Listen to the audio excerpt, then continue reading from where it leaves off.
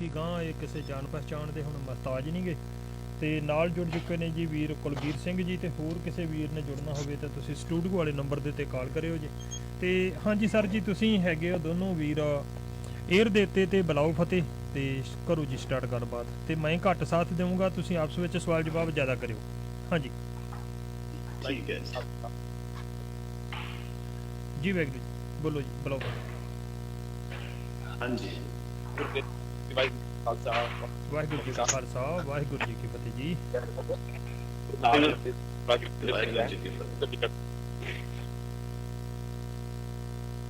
ਹਾਂਜੀ ਵੀਰ ਜੀ, ਕਰੋ ਜੀ ਕੁਲਵੀਰ ਵੀਰ ਜੀ, ਤੁਸੀਂ ਸਵਾਲ ਸਟਾਰਟ ਕਰੋ। ਮਿਸਟਰ ਬੈਂਸ, ਅਸੀਂ ਤੁਹਾਡਾ ਕਮਿਊਨਿਟੀ ਦੇ ਵਿੱਚ ਨਾ ਬਹੁਤ ਜ਼ਿਆਦਾ it's been a long time we watch you and really nice to hear you out different things. ਤੇ ਤੁਸੀਂ ਥੋੜਾ ਹਟ ਕੇ ਵੀ ਬੋਲਦੇ ਸਾਰਿਆਂ ਨਾਲੋਂ, that really gives us a little more perspective to things. So ਤੁਹਾਡਾ ਬਹੁਤ ਧੰਨਵਾਦ। ਜੋ ਆਊਟ ਹਾਂਜੀ ਯਾ ਤੇ ਤੁਸੀਂ ਕੁਝ ਆਪੇ ਹੀ ਦੱਸੋ। ਅੱਜ ਕੱਲ੍ਹ ਜਿਵੇਂ ਤੁਸੀਂ ਪਿੱਛੇ ਆ ਰਹੇ ਸੀ ਮੇਰੇ ਤੋਂ ਕੇਸਿਸ ਜਿਹੜੇ ਪੁਲਿਸ ਆਫਿਸਰ ਫਰੌਂਡ ਦਾ, ਜਿਹੜੇ ਟਾਰਚਰ ਕੇਸਿਸ ਨੇ ਸਿੰਘਾਂ ਦਾ, ਉਹਦੇ ਵਿੱਚ ਆਪ ਦੀ ਕਾਫੀ ਹੈ ਲੋਟ ਆਫ ਸਕਸੈਸ ਹੈ। ਤਾਂ ਤੁਸੀਂ ਕੀ ਕਹਿਣਾ ਚਾਹੋਗੇ? ਆਵਾਜ਼ ਕੱਟ ਰਹੀ ਇੱਥੇ। ਹਾਂਜੀ ਕੁਲਵੀਰ ਵੀਰ ਜੀ, ਮੈਨੂੰ ਵੀ ਥੋੜਾ ਜਿਹਾ ਇੱਦਾਂ ਲੱਗਦਾ ਤੁਹਾਡੀ ਰੇਂਜ ਦੀ ਤੇ ਨਹੀਂ ਪ੍ਰੋਬਲਮ ਕੋਈ, ਜਾਂ ਮੈਂ ਲਾਵਾਂ ਦੋਨੋਂ ਬੰਨੇ, ਸ਼ਾਇਦ ਥੋੜੀ ਜਿਹੀ ਬੈਟਰ ਹੋ ਜੇ। ਹੁਣ ਤਾਂ ਆਵਾਜ਼ ਠੀਕ ਹੈ। ਭਈਆ ਜਿਵੇਂ ਤੁਹਾਡਾ ਉਹ ਹੈਗਾ ਨਾ ਬੈਟਰੀ ਦਾ ਇਸ਼ੂ, ਮੇਰਾ ਫੋਨ ਦਾ ਇਸ਼ੂ ਹੈਗਾ। ਅੱਛਾ, ਫੋਨ ਦਾ ਇਸ਼ੂ, ਸ਼ਾਇਦ ਥੋੜਾ ਜਿਹਾ ਉਹਦੇ ਨਾਲ ਬੈਟਰ ਹੋ ਜੇ ਵੀ ਫਰਕ ਪਵੇ। ਠੀਕ ਹੋ ਰਿਹਾ ਹੁਣ ਠੀਕ ਹੈ ਜੀ, ਥੋੜਾ ਜਿਹਾ ਬੈਟਰ ਹੈ ਇਸ ਵੇਲੇ ਠੀਕ ਹੈ। ਹਾਂ ਇਸ ਵੇਲੇ ਠੀਕ ਹੈ। ਰੇਂਜ ਦੇ ਕੋਲੇ ਰਹੋ ਬਸ, ਤੇ ਬਾਕੀ ਮਾਈਕ ਆਪਦੇ ਕੋਲੇ ਰੱਖੋ ਮੂੰਹ ਦੇ, ਬੜਾ ਇਹ ਥੋੜਾ ਜਿਹਾ ਫਰਕ ਰੱਖੋ। ਮੈਨੂੰ ਵੀ ਕਦੇ ਕਦੇ ਆਉਂਦੀ ਹੁੰਦੀ ਪ੍ਰੋਬਲਮ ਤੁਹਾਡੇ ਨਾਲ। ਹਾਂਜੀ ਕਰੋ ਜੀ ਕੰਟੀਨਿਊ। ਰਾਈਟ ਹਾਂਜੀ ਮਿਸਟਰ ਬੈਂਸ, ਮੇਰਾ ਕੁਐਸਚਨ ਆਪ ਜੀ ਨੂੰ ਹੋ ਗਿਆ ਸੀ, ਸੁਣ ਗਿਆ ਸੀਗਾ? ਨਹੀਂ ਮੈਨੂੰ ਸੁਣਿਆ ਨਹੀਂ ਜੀ। ਅੱਛਾ ਜੀ, ਠੀਕ ਹੈ। ਮੈਂ ਗੱਲ ਕਹਿ ਰਿਹਾ ਸੀ ਕਿ we been really watching you actively, I mean you have been active for ਜਿਹੜੇ ਟਾਰਚਰ ਕੇਸਿਸ ਕੀ ਸਾਡੇ ਇਨੋਸੈਂਟ ਲੋਕੀ ਮਰੇ ਨੇ, ਜਿੰਨੇ ਵੀ ਹਜ਼ਾਰਾਂ ਜਾਂ ਲੱਖਾਂ, ਉਹਦੇ ਵਿੱਚ ਆਪ ਪੁਲਿਸ ਆਫੀਸਰਸ ਨੂੰ ਇੰਡਿਕਟ ਕਰਵਾਇਆ ਹੈਗਾ। That's a big contribution. So what ਹਾਂਜੀ, so you could say something about, ਤੁਸੀਂ ਦੱਸੋ ਉਹਦੇ ਬਾਰੇ, ਆਪ ਹੀ ਦੱਸੋ ਕਿ ਕਿਵੇਂ ਹੈਗਾ। ਹਾਂਜੀ ਐਕਚੁਅਲੀ 1985 ਵਿੱਚ ਮੈਂ ਵਕਾਲਤ ਸ਼ੁਰੂ ਕੀਤੀ ਸੀ। ਹਾਂਜੀ ਉਹੀ ਦੌਰ ਸੀ ਜਦੋਂ ਝੂਠੇ ਪੁਲਿਸ ਮੁਕਾਬਲੇ ਸ਼ੁਰੂ ਹੋਏ ਸੀ 84 ਤੋਂ ਬਾਅਦ। ਹਾਂਜੀ ਤਾਂ ਉਦੋਂ ਮੇਰੇ ਪਿਤਾ ਜੀ ਨੇ ਪੰਜਾਬ ਮਨੁੱਖੀ ਅਧਿਕਾਰ ਸੰਗਠਨ ਬਣਾਇਆ ਸੀ। ਉਹ ਰਿਟਾਇਰ ਹੋ ਗਏ ਸੀ ਐਜ਼ ਅ ਜੱਜ ਆਫ ਦਾ ਹਾਈ ਕੋਰਟ 1984। ਤੇ ਉਸ ਤੋਂ ਬਾਅਦ ਝੂਠੇ ਮੁਕਾਬਲੇ ਵੀ ਸ਼ੁਰੂ ਹੋ ਗਏ, ਚੁੱਕ ਕੇ ਮਾਮਲਾ ਵੀ ਸ਼ੁਰੂ ਹੋ ਗਿਆ। ਤੇ ਉਸ ਕਰਕੇ ਮੇਰੀ ਸਾਰੀ ਜਿਹੜੀ ਅਗਲੀ ਵਕਾਲਤ ਇਹਨਾਂ ਕੇਸਾਂ ਦੇ ਪੈਰਵੀ ਦੇ ਵਿੱਚ ਲੱਗੀ ਸੀ। ਤੇ ਉਹੀ ਕੇਸ ਚੱਲਦੇ ਹਲੇ ਤੱਕ ਜੋ ਕੇਸ ਜਿਹੜੇ ਉਸ ਵੇਲੇ ਸ਼ੁਰੂ ਹੋਏ ਹੋਏ 89 ਦੇ 90 91 92 ਉਹ ਕੇਸ ਹਲੇ ਵੀ ਚੱਲ ਰਹੇ ਨੇ। ਮਤਲਬ ਕਿ ਮੇਰੇ ਸਾਰਾ ਲੀਗਲ ਕਰੀਅਰ ਇਹਨਾਂ ਕੇਸਾਂ ਨੂੰ ਸਜ਼ਾ, ਪੁਲਿਸ ਅਫਸਰਾਂ ਨੂੰ ਸਜ਼ਾ ਦੇਣ ਦੇ ਵਿੱਚ ਹੀ ਲੱਗਾ ਹੋਇਆ ਹਲੇ ਵੀ। ਤੇ ਉਹਨਾਂ ਵਿੱਚੋਂ ਸਭ ਤੋਂ ਇੰਪੋਰਟੈਂਟ ਕੇਸ ਤਾਂ ਜਸਵੰਤ ਸਿੰਘ ਖਾਲੜਾ ਜੀ ਦਾ ਸੀ, ਜਿਨ੍ਹਾਂ ਨੂੰ 95 ਵਿੱਚ ਚੁੱਕਿਆ ਸੀ। ਉਹ ਇਸੇ ਕੰਮ ਵਿੱਚ ਮਦਦ ਕਰਦੇ ਹੁੰਦੇ ਸੀ। ਅਕਸਰ ਆਪਣੇ ਇਲਾਕੇ ਵਿੱਚ ਜਿਹੜੇ ਵੀ ਕੋਈ ਡਿਸਪੀਅਰ ਹੁੰਦਾ ਸੀ ਜਾਂ ਚੁੱਕ ਲੈਂਦੇ ਸੀ ਤਾਂ ਉਹਨੂੰ ਹੇਬੀਅਸ ਕਾਰਪਸ ਕਰਨ ਲਈ ਚੰਡੀਗੜ੍ਹ ਆਉਂਦੇ ਹੁੰਦੇ ਸੀ। ਤਾਂ ਉਸੇ ਤਰ੍ਹਾਂ ਜਿਹੜਾ ਉਹ ਸ਼ਹੀਦ ਭਗਤ ਸਿੰਘ ਦੇ ਸਿਸਟਰ ਦੇ ਸਨ-ਇਨ-ਲਾਅ ਦਾ ਕੇਸ ਸੀ ਕੁਲਦੀਪ ਸਿੰਘ ਤਖਤ ਦਾ, ਉਹ ਵੀ ਉਸੇ ਦੌਰਾਨ ਹੋਇਆ 89 ਦੇ ਵਿੱਚ।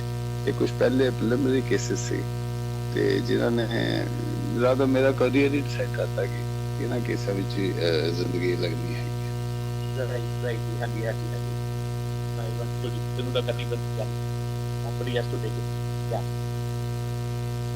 ਜਿਹੜੇ ਪਿੱਛੇ ਆਇਆ ਸੀ ਕੈਪਟਨ ਅਮਰਿੰਦਰ ਨੇ ਜਿਹੜਾ ਮੈਨੂੰ ਮਾਫ ਕਰਿਓ ਜੀ, ਮੇਰੀ ਸ਼ਬਦਾਵਲੀ ਥੋੜੀ ਜਿਹੀ ਡਿਫਰੈਂਟ ਹੋਏਗੀ।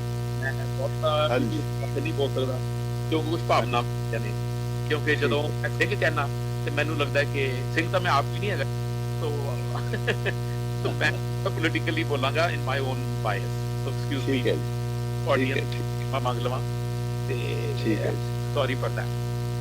ਜਦੋਂ ਸਾਡੇ ਮੁੰਡੇ ਪੜ੍ਹ ਜਾਂਦੇ ਸੀ ਐਵਰੀ ਸਿੰਗਲ ਡੇ ਕੋਈ ਨਾ ਕੋਈ ਕੇਸ ਹੋਏ ਤੇ ਦੈਨ ਅਸੀਂ ਭਾਵੁਕ ਹੋ ਜਾਂਦੇ ਆਟੋਮੈਟਿਕ। ਸੋ ਸਾਡੀ ਸ਼ਬਦਾਵਲੀ ਥੋੜੀ ਚੇਂਜ ਹੋ ਜਾਂਦੀ ਹੈ, ਰੱਖੀਏ ਸਭਿਆ ਜੀ। ਪਰ ਹਾਂਜੀ, ਸੋ ਉਹਨਾਂ ਨੇ ਮਿਸਟਰ ਅਮਰਿੰਦਰ ਉਹਨਾਂ ਨੇ ਮਾਫ ਕਰਵਾਏ ਜਿਹੜੇ ਪੁਲਿਸ ਆਫੀਸਰਸ ਦਾ। ਉਹ ਕਿਉਂ ਕਰਵਾ ਰਹੇ ਨੇ? ਤੇ ਦੂਜੇ ਨਾਲ ਕੈਨੇਡਾ ਦੇ ਵਿੱਚ ਹਰ ਸਾਲ ਖੁਫੀਆ ਰਿਪੋਰਟ ਨਿਕਲਦੀ ਹੈ ਅਗੇਂਸਟ ਮੈਂ ਤਾਂ ਕਹਿੰਦਾ ਸਿੱਖ ਕਾਫੀ ਨਿਕਲਦੀ ਆ ਕਹਿੰਦੇ ਹਾਂਜੀ। ਪਾਕਿਸਤਾਨੀ ਨੇ but as a whole Sikh community gets affected ਤੇ ਉਧਰੋਂ ਮਿਸਟਰ ਅਮਰਿੰਦਰ ਉਹਨਾਂ ਦੇ remarks from time to time ਕਿ ਸਿੱਖਾਂ ਦੇ ਵਾਚ ਰੱਖੋ ਕੈਨੇਡਾ ਵਿੱਚ ਉਹ ਸਿੱਖ ਤਾਂ ਨਹੀਂ ਜਾਂ ਫਿਰ ਭਾਜੀ ਵਰਗੇ ਜਾਂ ਆਪੀ ਵਰਗੇ ਨੇ ਸਾਰੇ ਪ੍ਰੋਫੈਸ਼ਨਲ ਪੀਪਲ ਉਹ ਮਾਫ ਕਰਵਾਏ ਪਾਸੇ ਪੁਲਿਸ ਆਫੀਸਰਸ ਨੂੰ ਦੂਜੇ ਪਾਸੇ ਇੱਥੇ ਕਿਹਾ ਜਾ ਰਿਹਾ ਕੈਨੇਡਾ ਦੇ ਵਿੱਚ ਜੀ ਸਿੱਖਾਂ ਦੇ ਵਾਚ ਰੱਖੋ ਪਤਾ ਨਹੀਂ ਬਾਹਰੋਂ ਬੰਦਿਆਂ ਨੂੰ ਫੋਲੋ ਵੀ ਕਰੋ and all this happening this is very annoying ਸਾਡੇ ਵਾਸਤੇ ਹਾਂਜੀ ਸੋ ਤੁਸੀਂ ਹੈ ਵੀ ਇਹਦੀ ਫੈਕਚੁਅਲ ਬੇਸਿਸ ਵੀ ਗਲਤ ਹੈ। ਦੇਖੋ ਅਮਰਿੰਦਰ ਸਿੰਘ ਦੀ ਇੱਕ ਪ੍ਰੋਬਲਮ ਹੈ ਕਿ ਉਹਨਾਂ ਨੇ ਉਹ ਸੈਂਟਰਲ ਗਵਰਨਮੈਂਟ ਦਾ ਗੇਮ ਖੇਲ ਰਹੇ ਨੇ। ਉਹ ਇੱਥੇ ਖੇਲ ਰਹੇ ਨੇ ਕਿ ਉਹਨਾਂ ਨੇ ਜਿਹੜੀ ਆਪਣੀ ਗਰਲਫ੍ਰੈਂਡ ਕਹਿ ਲਓ ਵਾਈਫ ਕਹਿ ਲਓ ਰੂਸਲ ਰੱਖਿਆ ਹੋਇਆ she is a Pakistan citizen very well connected with Pakistan security establishment. ਉਹਨਾਂ ਦਾ ਵੀਜ਼ਾ ਸੈਂਟਰਲ ਗਵਰਨਮੈਂਟ ਨੇ ਦੇਣਾ ਤਾਂ ਉਹਨਾਂ ਦੀ ਜਾਨ ਤਾਂ ਉੱਥੇ ਹੀ ਫਸੀ ਹੋਈ ਹੈ।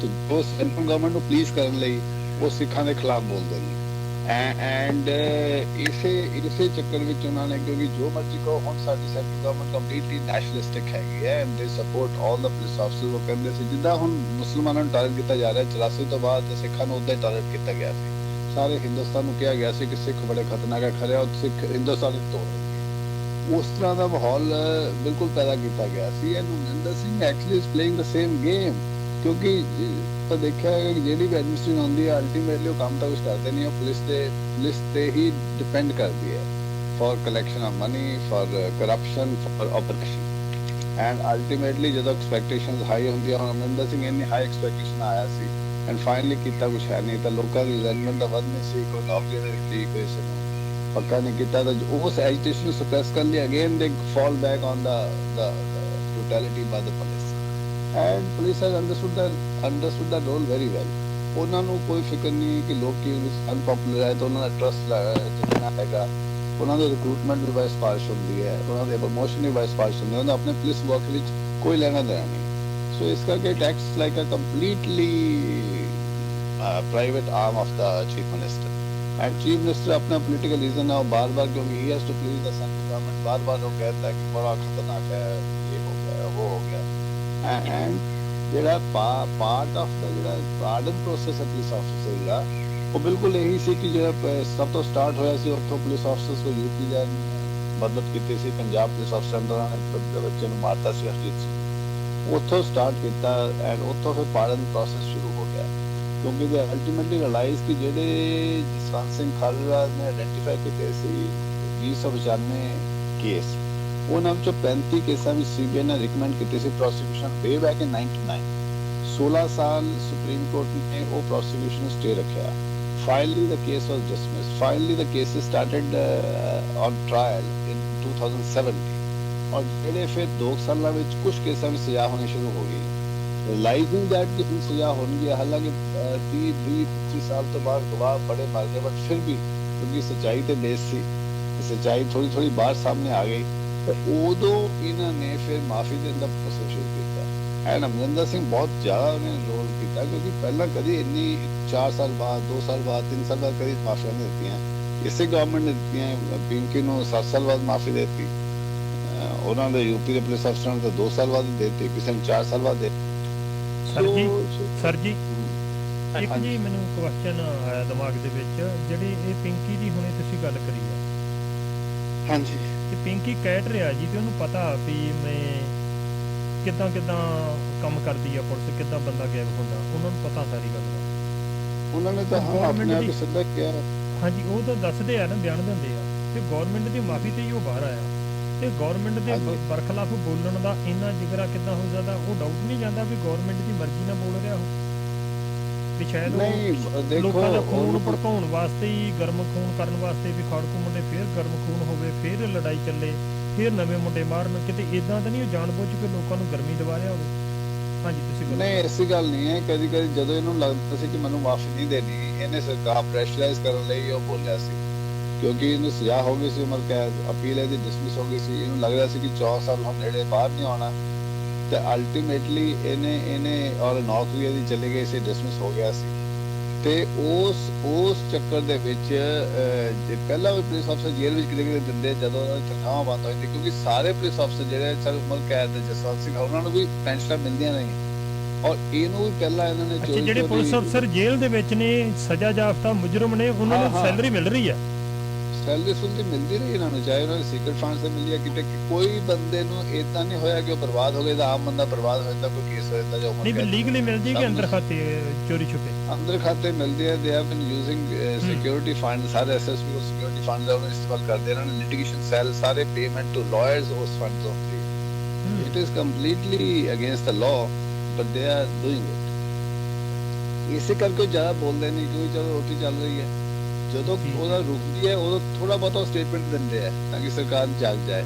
ਇਹ ਇਸੇ ਤਰ੍ਹਾਂ ਪਿੰਕੀ ਨੇ ਕੀਤਾ ਇਹਨੂੰ। ਉਸ ਤੋਂ ਪਹਿਲਾਂ ਇਹਨਾਂ ਨੇ ਉਹਦਾ ਰੀਇਨਸਟੇਟ ਆਰਡਰ ਕੀਤਾ, ਫਿਰ ਫਰਾਡ ਹੋ ਗਿਆ, ਉਹਨਾਂ ਨੇ ਹੋਰ ਆਰਡਰ ਕੈਨਸਲ ਕਰਤਾ। Then he spoke. ਫਿਰ ਇਹਨੂੰ ਦੇਖੋ ਕਿੱਦਾਂ ਚੋਰੀ ਜਿੱਦਣ ਇਹਦਾ ਲਾਸਟ ਡੇ ਆਫ ਰਿਟਾਇਰਮੈਂਟ ਸੀ ਨਾ, ਏਜ 58 ਦੇ, ਉਸ ਦਿਨ ਤੇ ਉਦੋਂ ਡੀਜੀਪੀ ਦਾ ਆਰਡਰ ਹੈ। ਕਿਸੇ ਨੂੰ ਪਤਾ ਨਹੀਂ ਲੱਗਾ, ਸਾਨੂੰ 2 ਸਾਲ ਬਾਅਦ ਪਤਾ ਲੱਗਾ। ਅਸੀਂ ਲਿਟੀਗੇਸ਼ਨ ਕਰ ਰਹੇ ਸੀ ਕੋਰਟ ਵਿੱਚ ਵੀ। ਇਹਨੇ ਰਿਟ ਕੀਤੇ ਸੀ ਆਪਣੇ ਆਰਡਰ ਦੀ ਕਿ ਮੈਨੂੰ ਜੀ ਪਹਿਲਾਂ ਰੀਇਨਸਟੇਟ ਕੀਤਾ ਤਾਂ ਹੁਣ ਬਾਅਦ ਵਿਡਰਾ ਕਰਤਾ ਆਰਡਰ। ਉਹ ਕੇਸ ਪੈਂਡਿੰਗ ਸੀ, ਕੋਰਟ ਵਿੱਚ ਦੱਸਿਆ ਨਹੀਂ। On the last date of retirement he reinstated and prematurely retired with us there. ਇਹਨੂੰ ਸਾਰੇ ਬੈਨੀਫਿਟ ਮਿਲ ਗਏ ਐਂਡ ਜਾਨੀ ਕਿ ਉਹ ਸਕੀਮ ਦੇ ਉੱਤੇ ਸੀਗੇ ਵੀ ਜੇ ਪਹਿਲਾਂ ਦੱਸ ਦਿੱਤਾ ਤਾਂ ਵਿਰੋਧ ਹੋਊਗਾ ਤੇ ਜੇ ਦੱਸੀਗੇ ਨਾ ਹਾਂ ਵਿਰੋਧ ਹੋਏਗਾ। ਹਾਂ ਪਹਿਲਾਂ ਬੰਦ ਕਰ ਛੱਡ ਗਏ ਤੇ ਬਾਅਦ ਚ ਮੌਕੇ ਦੇ ਮੌਕੇ ਉਹਨੂੰ ਕਰ ਦਿੱਤਾ। ਹਾਂ ਜਮਾਨਤ। ਸਾਨੂੰ ਬੜੀ ਹੈਰਾਨੀ ਸੀ ਕਿ ਕਿੱਦਾਂ ਗੁਜ਼ਾਰਾ ਕਰ ਰਿਹਾ ਚੱਲ ਰਿਹਾ। ਤੇ ਉਸ ਤੋਂ ਬਾਅਦ 2 ਸਾਲ ਬਾਅਦ ਕੋਰਟ ਵਿੱਚ ਆਪਣਾ ਕੇਸ ਵਾਪਸ ਲੈ ਲਿਆ ਜੀ ਮੈਂ ਤਾਂ ਰੀਇਨਸਟੇਟਡ ਹੈ। ਤਾਂ ਸਾਨੂੰ ਪਤਾ ਲੱਗਾ। ਸੋ ਜੇ ਇੱਥੋਂ ਜੋ ਵੀ ਗਵਰਨਮੈਂਟ ਇਦਾਂ ਆਪਰੇਟ ਕਰਦੀ ਹੈ, ਆਲਮੋਸਟ ਕ੍ਰਿਮੀਨਲ ਤਰੀਕੇ ਨਾਲ, ਸੀਕ੍ਰੇਟ ਤਰੀਕੇ ਨਾਲ ਆਪਰੇਟ ਕਰਦੀ ਹੈ ਟੂ ਬਿਲਕੁਲ benefit to the police officers. ਤੁਸੀਂ ਸੋਚ ਹੀ ਸਕਦੇ ਹੋ ਕਿ ਉਹਨਾਂ ਦਾ ਜਿਹੜਾ ਹਾਰਟ ਹੈ ਕਿੱਧਰਲੇ ਪਾਸੇ ਹੈ। ਲੋਕਾਂ ਦੇ ਬੰਦਾ ਵਾਕਿਆ ਨਹੀਂ ਨਾ ਇਨਸਾਫ ਵਾਲਾ। ਜੀ ਜੀ। ਆਰਟੀਕਲ ਲਿਖਿਆ ਇਹਦੇ ਬਾਰੇ ਕਿ ਕੋਈ have you have any article on this ਕੋਈ ਹੈਗਾ? ਨਹੀਂ ਆਰਟੀਕਲ ਤਾਂ ਨਹੀਂ ਹੈ। ਇਸ ਤਾਂ ਚੈਲੰਜ ਕੀਤਾ ਸੀ ਅਸੀਂ ਜਿਹੜੇ ਵੀ have copies of the writ petition, ਜਿਸ ਨਾਲ ਪਹਿਲਾਂ ਅਸੀਂ ਇਹਨੂੰ ਚੈਲੰਜ ਕੀਤਾ ਸੀ ਕਿ ਇਹਨੂੰ ਇਮੀਡੀਏਟਲੀ ਰਿਲੀਜ਼ ਕੀਤਾ ਜਾ ਸਕਦਾ 7.5 ਸਾਲ, ਜਦੋਂ ਕਿ ਬਾਕੀ ਸਭ ਦੇ ਇਨਸਟਰਕਸ਼ਨਸ ਹੈ ਘੱਟੋ ਘੱਟ 12 ਸਾਲ ਚਾਹੀਦਾ ਸੀ for case is recommended for release. And with ਉਸ ਤੋਂ ਬਾਅਦ ਫਿਰ ਜਦੋਂ ਇਹਨਾਂ ਨੂੰ ਰੀਇਨਸਟੇਟ ਕੀਤਾ ਸੀ ਐਂਡ ਉਹ ਆਰਡਰ ਵਿਦਡਰਾ ਕੀਤਾ ਸੀ and he challenge we had to come a party and we were allowed ਕਿ he could not have been reinstated। ਤੀਸਰੀ ਜੋ ਹੁਣ ਅਸੀਂ ਫਾਈਲ ਕੀਤੀ ਕਿ ਜਿਹੜਾ ਹੁਣ ਜੋ ਸਾਨੂੰ ਆਰਡਰ ਮਿਲਿਆ which is little delayed because ਪਤਾ ਨਹੀਂ ਚੱਲਿਆ ਕਿ how has been reinstated now and retired on the same day without ਇਹਦੇ ਕੀ ਪਬਲਿਕ ਇੰਟਰਸਟ ਇਨਵੋਲਵ ਹੈ ਕਿਉਂਕਿ ਜਿੱਥੇ ਇੱਕ ਵਾਰੀ ਕਨਵਿਕਸ਼ਨ ਹੋ ਜਾਏ ਐਕਸਟਰਾਰਡੀਨਰੀ ਸਰਕਮਸਟੈਂਸਸ ਦੇ ਵਿੱਚ ਹੀ ਵਾਪਸ ਨੌਕਰੀ ਦਿੱਤੇ ਜਾ ਸਕਦਾ ਹੈ। Right.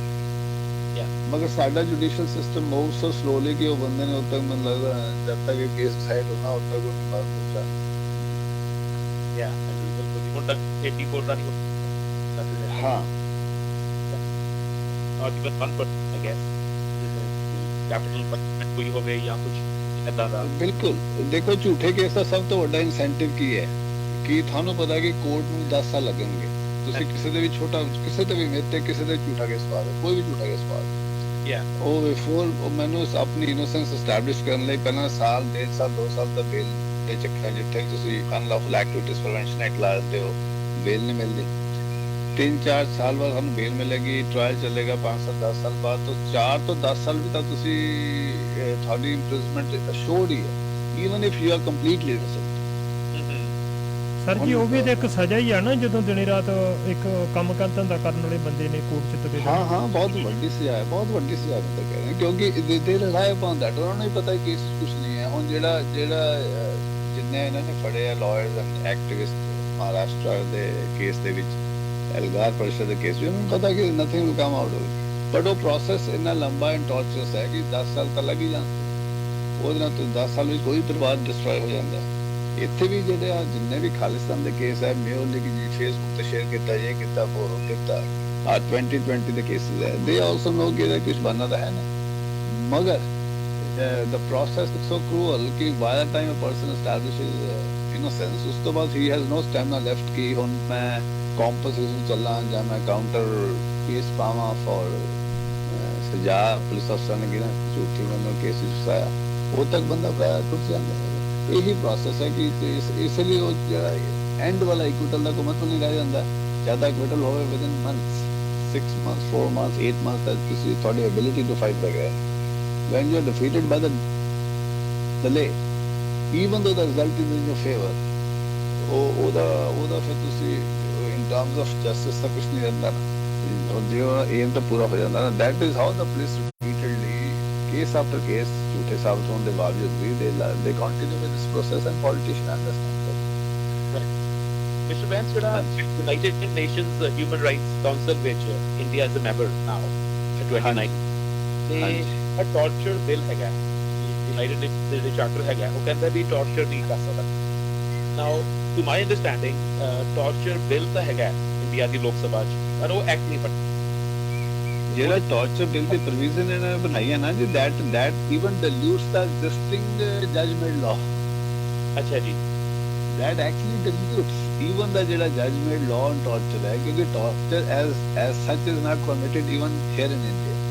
yeah, exactly. But this is equally true that every suspect who is taken into police custody is actually tortured unless he bribes a police officer or he is an influence.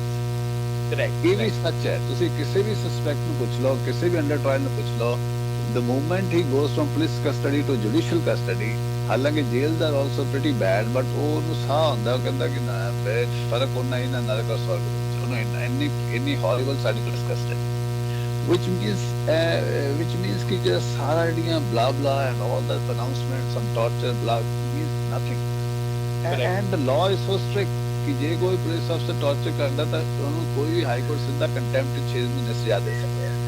And that law is way back of 1997 and we have tried to invoke it number of times, and in our case with 98 onward I have been trying to invoke in a clear case of torture. ਇੱਕ case ਵਿੱਚ ਵੀ ਕਿਸੇ court ਨੇ seriously ਕਿਸੇ police ਅਫਸਰ ਨੂੰ ਸਜ਼ਾ ਦਿੱਤੀ despite medical evidence of big torture. So there's a major difference in Indian democracy because what it actually on paper and in practice is ਜ਼ਮੀਨ ਅਸਮਾਨ ਦਾ ਫਰਕ। ਜੁਡੀਸ਼ਰੀ ਵੀ ਪਿੱਛੇ ਹੀ ਹੈ ਜੀ। ਹਾਂ ਤਾਂ ਫਿਰ ਜੀ ਅਲਟੀਮੇਟਲੀ ਅਸੀਂ ਕਿੱਦਾਂ ਕਹਿ ਸਕਦੇ, ਕਿਉਂਕਿ ਤਾਂ ਹੁਣ ਅਸੀਂ ਵੀ have tried and invoke and ਬਾਰ-ਬਾਰ ਪਟੀਸ਼ਨ ਕੀਤੇ ਜੁਡੀਸ਼ੀਅਲ ਐਂਡ ਉਸ ਦੇ ਬਾਵਜੂਦ ਵੀ in the response is not coming, therefore you know कि it is part of the same larger governing system. Even मैं देखना political satire हैगा ਵੀਰ कोई ਜੀ है ना, ਆਪਣੇ ਕੋਲ 7-8 ਮਿੰਟ ਨੇ ਤੇ ਫਿਰ ਆਪਾਂ ਨੂੰ 5 ਮਿੰਟ ਦੀ ਬ੍ਰੇਕ ਆਊਗੀ, ਫਿਰ ਆਪਾਂ ਫਿਰ ਕੰਟੀਨਿਊ ਜੇ 55 ਮਿੰਟ ਫਿਰ ਲਾਵਾਂਗੇ। ठीक है ठीक है ठीक है। ਪੋਲੀਟੀਕਲ ਜਿਹੜਾ ਮੀਨਸ ਜਿਹੜਾ ਸਟਾਇਰ ਕਰਨਾ ਹੁਣ ਹਾਰਡਕੋਰ ਸੀ, ਉਹਨੇ ਪਤਾ ਨਹੀਂ ਕੀ ਕਿਹਾ ਅਮਿਤ ਸ਼ਾਹ ਜੀ ਨੂੰ ਕਿ ਸੈਡੀਸ਼ਨ ਦਾ ਹਾਰਡਕੋਰ ਕੀਤੀ ਹੈ ਦੈਨ ਕਿ ਦਿਓ ਸਾਨਾ ਫਿਰ ਟਿਕ ਅਪ ਕੀਤਾ ਸੈਡੀਸ਼ਨ ਦਾ ਸਾਡੇ ਬੈਕ ਵਿੱਚ ਅਸੀਂ ਆਮ ਸਟਾਇਰ ਬਹੁਤ ਚੱਲਦਾ ਹੈਗਾ। ਤੁਹਾਡੀ ਆਵਾਜ਼ ਫਿਰ ਕੱਟਣ ਲੱਗ ਪਈ ਜੀ। ਹਾਂਜੀ ਪੋਲੀਟੀਕਲ ਸਟਾਇਰ ਹੈਗਾ ਜੀ ਵੈਸਟਰਨ ਕੰਟਰੀਜ਼ ਵਿੱਚ ਹਾਂਜੀ ਹਾਂਜੀ ਵੈਰੀ ਐਕਸੈਪਟਡ ਕਰਨਾ ਟਰੰਪ ਤੇ ਕਰਨਾ ਔਰ ਗੱਲ ਹੈ ਕਾਰਟੂਨ ਦੇ ਹੁੰਦੇ ਨੇ। ਇੱਥੇ ਤਾਂ can you imagine you are protesting against the coronavirus and you have a sedition case put on you are doctors or ਕਿਸੇ nurse ਨੂੰ ਤੁਸੀਂ protest ਕੀਤਾ and National Security Act is invoked. It is so I mean it's shocking that any expression of views on the 100% difference in opinion that is considered as dangerous against the government, as a criticism of government itself. The sedition law, the language, they're taking it is bringing into disrepute the government by law established there for the sedition. And they follow the letter of the law, not understanding the new constitution, the interpretation, blah, blah, blah. But they have been following it up. If you criticize the government stringently, you are committing sedition. Yeah. ਤੇ ਭਾਜੀ ਤੁਸੀਂ ਕੁਝ ਕਰੋ, ਨਹੀਂ ਫਿਰ ਮੈਂ ਜਸਪਾਲ ਸਿੰਘ ਆਪਣੇ ਜਿਹੜੇ ਜੱਗੀ ਚੌਹਲ ਦਾ ਕੇਸ ਥੋੜਾ ਕਰ ਲੈਂਦੇ ਨੇ ਸਰ।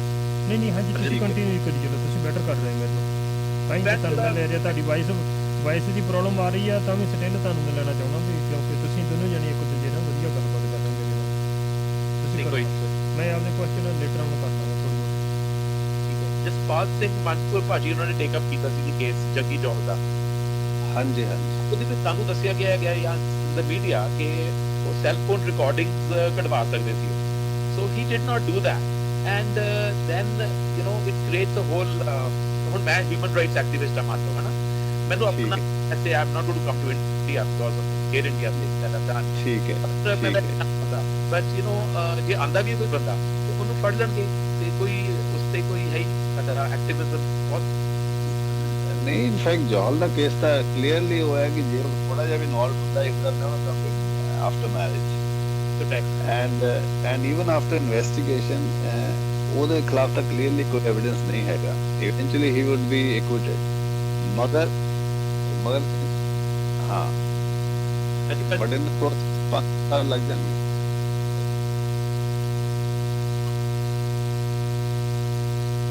ਜਾਂ ਆਪਾਂ ਕੰਟੀਨਿਊ ਕਰਦੇ ਹਾਂ ਜੀ ਹਾਂਜੀ ਠੀਕ ਹੈ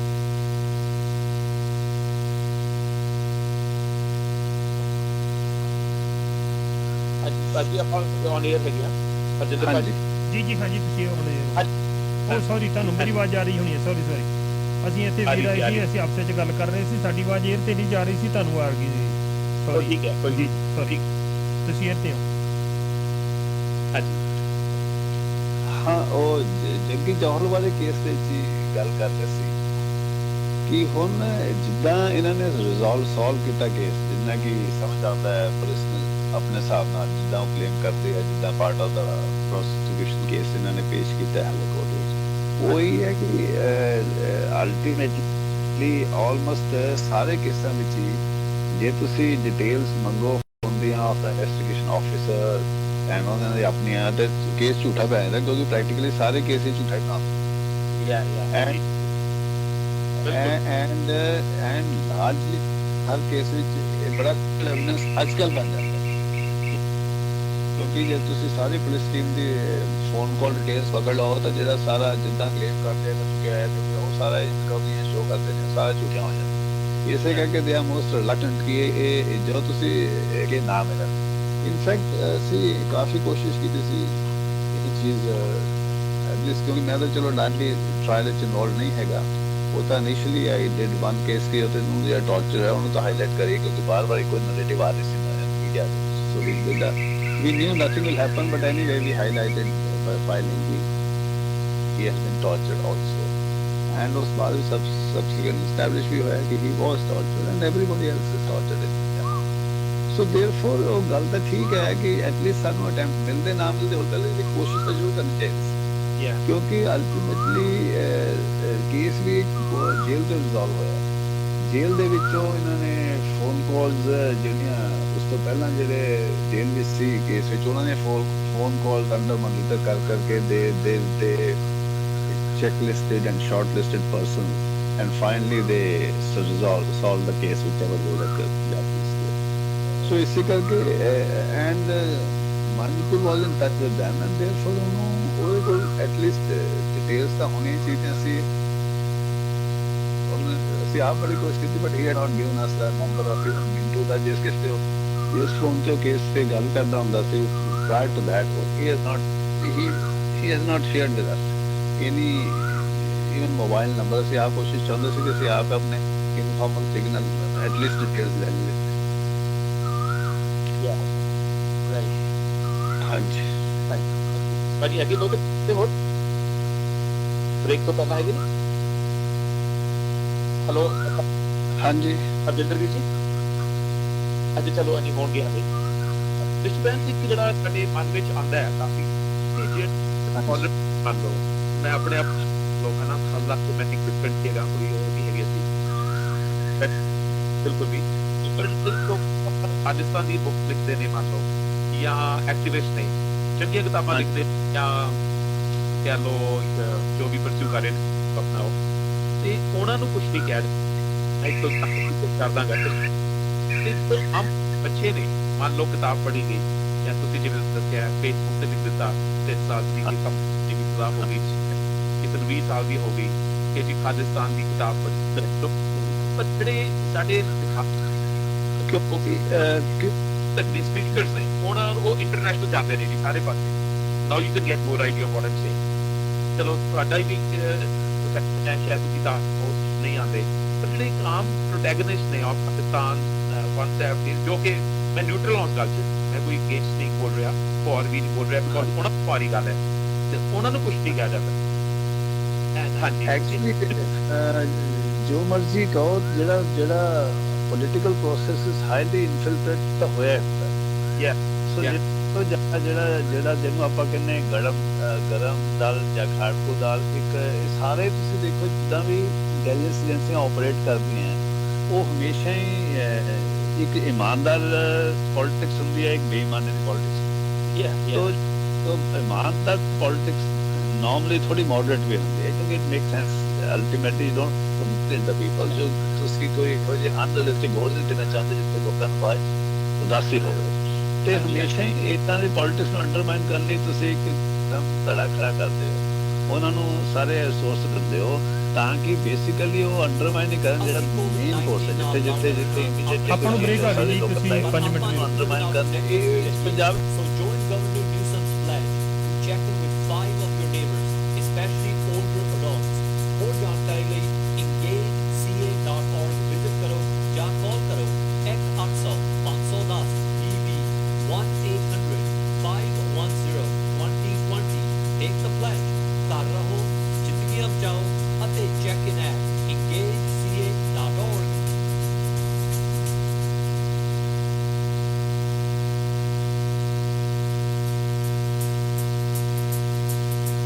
Join us this Sunday at 2 p.m. for Business Talk with Raj. Your host, Raj Sodhi, will share information about the current SBA programs to help business owners survive the COVID-19 virus shutdown of businesses and stay-at-home order. If you're a business owner and have been affected, you do not want to miss out on this chance to apply for an SBA program. And Raj will give you all the information and take your calls that you may have about how your business can get help.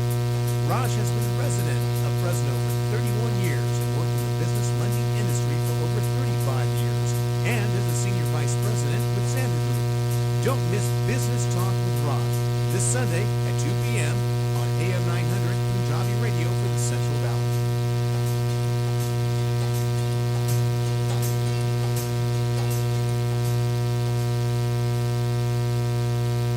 Midland tractor Madera ਵਾਲਿਆਂ ਨੂੰ ਉਹਨਾਂ ਦੇ ਗਾਹਕ ਆਪਣੇ ਸਾਰੇ operation ਦੇ ਹੱਲ ਕਹਿੰਦੇ ਹਨ। ਇਹਨਾਂ ਦੇ ਤਜਰਬੇਕਾਰ ਸੂਝਵਾਨ ਸਟਾਫ ਤੁਹਾਡੀ ਲੋੜ ਮੁਤਾਬਕ ਤੁਹਾਨੂੰ ਸਹੀ ਜੌਨ ਡੀਅਰ ਦਾ ਸਮਾਨ ਵਧੀਆ ਦਾਮ ਤੇ ਖਰੀਦਣ ਵਿੱਚ ਮਦਦ ਕਰਦੇ ਹਨ। ਇਸ ਮੌਕੇ 0% ਫਾਈਨੈਂਸਿੰਗ, ਕੈਸ਼ ਇੰਪਲੀਮੈਂਟ ਬੋਨਸਿਸ ਅਤੇ 6 ਸਾਲ ਪਾਵਰ ਟ੍ਰੇਨ ਦੀ ਵਾਰੰਟੀ ਸਾਰੇ ਨਵੇਂ ਜੌਨ ਡੀਅਰ ਦੇ ਕੰਪੈਕਟ ਟਰੈਕਟਰਸ ਤੇ ਮੌਜੂਦ ਹੈ। ਕੋਡ ਦੇ ਲਈ ਕਾਲ ਜਾਂ ਵਿਜ਼ਿਟ ਕਰੋ midlandtractor.com। Offer 31 October 2020. Some restrictions apply. See Midland Tractor for details and terms and conditions as exclusion and limitations apply. Lennar homes ਆਪ ਨੂੰ ਇਨਵਾਈਟ ਕਰਦੇ ਹਨ ਕਿ ਤੁਸੀਂ ਆਪਣਾ ਫਿਊਚਰ ਲੈਨਾਰ ਦੇ ਸੋਹਣੇ ਘਰਾਂ ਵਿੱਚ ਬਣਾਓ। ਲੈਨਾਰ ਦੇ ਘਰ ਸੈਂਟਰਲ ਵੈਲੀ ਦੇ ਬਹੁਤ ਸਾਰੇ ਇਲਾਕਿਆਂ ਵਿੱਚ ਬਣ ਰਹੇ ਹਨ, ਜਿਵੇਂ ਕਿ ਵੈਸਟ ਆਫ 99 ਫ੍ਰੈਸਨੋ, ਪੋਕ ਅਤੇ ਆਲਿਵ ਐਵਨਿਊ ਵਿਖੇ। ਲੈਨਾਰ ਦੀਆਂ 2 ਨਵੀਆਂ ਕਮਿਊਨਿਟੀਜ਼ 2020 ਵਿੱਚ ਖੁੱਲ੍ਹਣ ਜਾ ਰਹੀਆਂ ਹਨ। ਐਨਾਟੋਲ ਕਮਿਊਨਿਟੀ ਸ਼ਾਹ ਅਤੇ ਗ੍ਰੈਂਡਲੈਂਡ ਐਵਨਿਊ ਫ੍ਰੈਸਨੋ ਵਿਖੇ ਅਤੇ ਹੈਰੀਟੇਜ ਗਰੋਵ, ਇਨ ਕਲੋਵਰਸ, ਸ਼ੈਫਰਡ ਅਤੇ ਸਨੀਸਾਈਡ ਐਵਨਿਊ ਵਿਖੇ। ਲੈਨਾਰ ਦੇ ਘਰਾਂ ਵਿੱਚ ਆਪ ਨੂੰ ਐਵਰੀਥਿੰਗ ਇਨਕਲੂਡਡ ਮਿਲਦਾ ਹੈ, ਜਿਵੇਂ ਕਿ ਟੈਂਕਲੈਸ ਵਾਟਰ ਹੀਟਰ, ਗ੍ਰੈਨਾਈਟ ਜਾਂ ਕੋਰਟਸ ਕਾਊਂਟਰਟਾਪ, ਹੋਮ ਆਟੋਮੇਸ਼ਨ ਅਤੇ ਹੋਰ ਬਹੁਤ ਸਾਰੀਆਂ ਚੀਜ਼ਾਂ। ਸਾਡੇ ਵੈਲਕਮ ਹੋਮ ਸੈਂਟਰ 7 ਦਿਨ ਖੁੱਲ੍ਹੇ ਰਹਿੰਦੇ ਹਨ, ਸਵੇਰੇ 11 ਵਜੇ ਤੋਂ ਲੈ ਕੇ ਸ਼ਾਮ ਦੇ 5 ਵਜੇ ਤੱਕ। ਸਾਡੀਆਂ ਲੈਨਾਰ ਦੀਆਂ ਕਮਿਊਨਿਟੀਜ਼ ਦੀ ਜਾਣਕਾਰੀ ਲਈ lennar.com ਵਿਜ਼ਿਟ ਕਰੋ ਜਾਂ ਸਾਡੇ ਲਾਇਸੈਂਸ ਰੀਅਲ ਏਸਟੇਟ ਏਜੰਟ ਨਾਲ ਗੱਲ ਕਰੋ। ਹੋਰ ਜਾਣਕਾਰੀ ਲਈ 559-554-1147 ਤੇ ਕਾਲ ਕਰੋ। ਲੈਨਾਰ ਦੇ ਘਰ ਜਲਦੀ ਵਿਕ ਰਹੇ ਹਨ। ਆਪ ਜੀ ਆਪਣੇ ਸੁਪਨੇ ਦਾ ਘਰ ਖਰੀਦਣ ਲਈ ਸਾਨੂੰ ਕਾਲ ਕਰੋ ਅਤੇ ਜਾਣਕਾਰੀ ਪ੍ਰਾਪਤ ਕਰੋ। ਮਰਦਮਸ਼ੁਮਾਰੀ ਚੱਲ ਰਹੀ ਹੈ ਤੇ ਤੁਸੀਂ ਸੁਰੱਖਿਅਤ ਢੰਗ ਨਾਲ ਇਸ ਵਿੱਚ ਫੋਨ ਰਾਹੀਂ ਜਾਂ ਆਨਲਾਈਨ ਹਿੱਸਾ ਲੈ ਸਕਦੇ ਹੋ। ਖਿਆਲ ਰਹੇ ਕਿ ਤੁਹਾਡੇ ਘਰ ਦੇ ਹਰ ਚੀਜ਼ ਦੀ ਗਿਣਤੀ ਹੋਵੇ। ਬੇਸ਼ੱਕ ਉਹ ਤੁਹਾਡੇ ਨਾਲ ਆਰਥਿਕ ਤੌਰ ਤੇ ਹੀ ਰਹਿ ਰਹੇ ਹੋਣ। 9 ਸਧਾਰਨ ਸਵਾਲਾਂ ਵਾਲਾ ਫਾਰਮ ਹੈ, ਸਭ ਗੁਪਤ ਰੱਖਿਆ ਜਾਵੇਗਾ ਅਤੇ ਤੁਹਾਡੇ ਯੋਗਦਾਨ ਨਾਲ ਅਗਲੇ 10 ਸਾਲਾਂ ਵਿੱਚ ਤੁਹਾਡੀ ਕਮਿਊਨਿਟੀ ਨੂੰ ਮਿਲਣ ਵਾਲੇ ਫੰਡਾਂ ਨੂੰ ਯਕੀਨੀ ਬਣਾਉਣ ਵਿੱਚ ਮਦਦ ਮਿਲੇਗੀ। ਹੋਰ ਜਾਣਕਾਰੀ ਲਈ ਦੇਖੋ californiacensus.org ਜਾਂ ਕਾਲ ਕਰੋ 844 330 2020। You're listening to the Central Valley's #1 weekend Punjabi radio from Bakersfield to Modesto. This is AM 900 KBIF Fresno.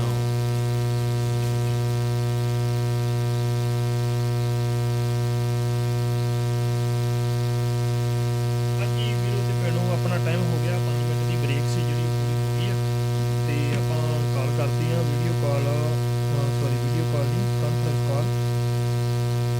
Bains ਸਾਹਿਬ ਨੂੰ ਤੇ ਵੀਰ ਕੈਨੇਡਾ ਵਾਲਿਆਂ ਨੂੰ ਕੁਲਬੀਰ ਸਿੰਘ ਜੀ ਦੋਨਾਂ ਨੂੰ ਆਪਾਂ ਲਾਉਂਦੇ ਹਾਂ ਕਾਲ ਤੇ ਤੁਹਾਡੇ ਨਾਲ ਜੁੜ ਕੇ ਨਾਲ ਨਾਲ ਅਸੀਂ ਗੱਲਬਾਤ ਕਰ ਰਹੇ ਹਾਂ ਵੀ ਆਪਣੀ ਕਿਉਂ ਨਾ ਗੱਲ ਹੋ ਜਾ ਕਰੇ ਵੀਡੀਓ ਦੇ ਉੱਤੇ ਫੇਸਬੁੱਕ ਦੇ ਉੱਤੇ ਆਪਾਂ ਵੀਡੀਓ ਪਾ ਸਕੀਏ ਤੇ ਉਹ ਨਾਲ ਆਪਾਂ ਟਰਾਈ ਕਰਨ ਦੀ ਕੋਸ਼ਿਸ਼ ਕਰ ਰਹੇ ਹਾਂ ਪਰ ਉਹਦੀ ਹਾਲੇ ਅੱਜ ਜਾਂਚ ਨਹੀਂ ਆਈ ਸਾਨੂੰ ਹੁਣ ਵੀ ਵੀਰ ਜਿਹੜੇ ਆਏ ਹੋਏ ਆ ਇੱਥੇ ਉਹੀ ਤਾਂ ਹੀ ਆਏ ਹੋਏ ਆ ਉਹਨੂੰ ਹੈਲਪ ਕਰਨ ਵਾਸਤੇ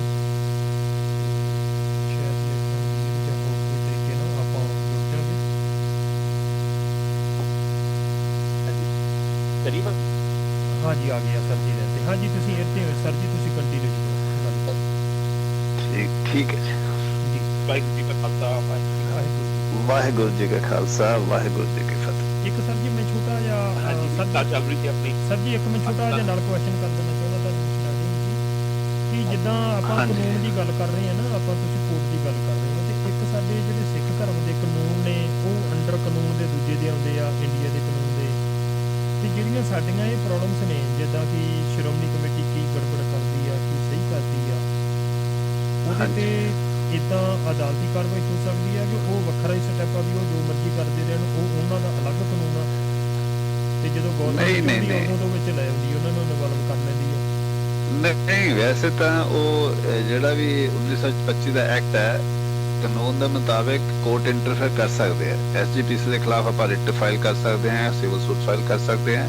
ਔਰ ਉਹ ਜਨਰਲ ਲਾਅ ਦੇ ਥੱਲੇ ਆਉਂਦਾ ਹੈ ਕਿਉਂਕਿ ਸਿੱਖ ਅਫੇਅਰਸ ਲਈ ਇਹਨਾਂ ਨੇ ਇੱਕ ਅਲੱਗ ਕਾਨੂੰਨ ਬਣਾਤਾ ਸੀ ਅੰਗਰੇਜ਼ਾਂ ਨੇ ਜਦੋਂ ਗੁਰਦੁਆਰਾ ਰਿਫਾਰਮ ਮੂਵਮੈਂਟ ਹੋਈ ਸੀ 1925 ਦੇ ਵਿੱਚ ਉਹ ਐਕਟ ਹਲੇ ਵੀ ਚੱਲ ਰਿਹਾ ਤਾਂ ਉਹਦੇ ਮੁਤਾਬਿਕ ਹੀ ਇਲੈਕਸ਼ਨਾਂ ਹੁੰਦੀਆਂ ਐਸਜੀਪੀਸੀ ਦੀਆਂ ਤੇ ਉਹਦੇ ਮੁਤਾਬਿਕ ਹੀ ਐਸਜੀਪੀਸੀ ਪਾਵਰ ਮਿਲਦੀ ਹੈ ਸਾਰਾ ਕੰਟਰੋਲ ਕਰਦੀ ਹੈ EMPLOYEES ਅਪਾਇੰਟ ਕਰਦੀ ਹੈਗੀ ਹੈ ਐਂਡ ਉਹਨਾਂ ਦੇ ਖਿਲਾਫ ਜੋ ਪੋਸੀਬਲ ਹੈਗਾ ਦਾਵਾ ਵੀ ਕੀਤਾ ਜਾ ਸਕਦਾ ਰਿਟ ਵੀ ਕੀਤੀ ਜਾ ਸਕਦੀ ਹਾਈ ਕੋਰਟ ਵਿੱਚ ਜਿੱਤਾ ਜਾ ਸਕਦਾ ਬੜੀ ਵਾਰ ਲੋਕ ਜਾਂਦੇ ਨੇ EMPLOYEES ਤਾਂ ਹਮੇਸ਼ਾ ਹੀ ਜਾਂਦੇ ਨੇ ਜਦੋਂ ਉਹਨਾਂ ਦੀ ਨੌਕਰੀ ਤੇ ਕੋਈ ਪ੍ਰੋਬਲਮ ਆਉਂਦੀ ਆਹ ਤਾਂ ਚਲੋ ਨੌਕਰੀ ਦਾ ਹੋ ਗਿਆ ਨਾ ਉਹਨਾਂ ਦਾ ਪਰ ਜਿਵੇਂ ਅੱਗੇ ਪਿੱਛੇ ਨਾ ਇੱਕ ਇਹਨਾਂ ਨੇ ਕਿਤਾਬ ਕੱਢੀ ਸੀ ਸ਼੍ਰੋਮਣੀ ਕਮੇਟੀ ਨੇ ਤੇ ਉਹਦਾ ਵੀ ਇੱਕ ਕੇਸ ਚੱਲ ਰਿਹਾ ਸੀਗਾ ਵੀ ਇਹਨਾਂ ਨੇ ਸਾਡੇ ਗੁਰੂਆਂ ਦੇ ਪ੍ਰਤੀ ਜਿਹੜੀ ਮਾੜੀ ਸ਼ਬਦਾਵਲੀ ਵਰਤੀ ਆ ਤੇ ਉਹਨਾਂ ਦੇ ਗੁਰੂਆਂ ਦੀ ਜੀਵਨੀ ਦੇ ਬਾਰੇ ਗਲਤ ਪ੍ਰਚਾਰ ਕੀਤਾ ਉਹ ਖੁਦ ਸ਼੍ਰੋਮਣੀ ਕਮੇਟੀ ਨੇ ਤੇ ਉਹਦੇ ਤੇ ਕੇਸ ਵੀ ਕੀਤਾ ਹੋਇਆ ਸੀਗਾ ਕਿਸੇ ਵੀ ਉਹਨੇ ਨਾਲੇ ਤੋਂ ਕੇਸ ਦੇ ਚੈਨਲ ਪਾ ਦਿਓ ਕਿ ਨਾਲੇ ਵੀ ਇਦਾਂ ਦਾ ਵੀ ਉਹ ਕੀ ਕੰਡੀਸ਼ਨ ਆ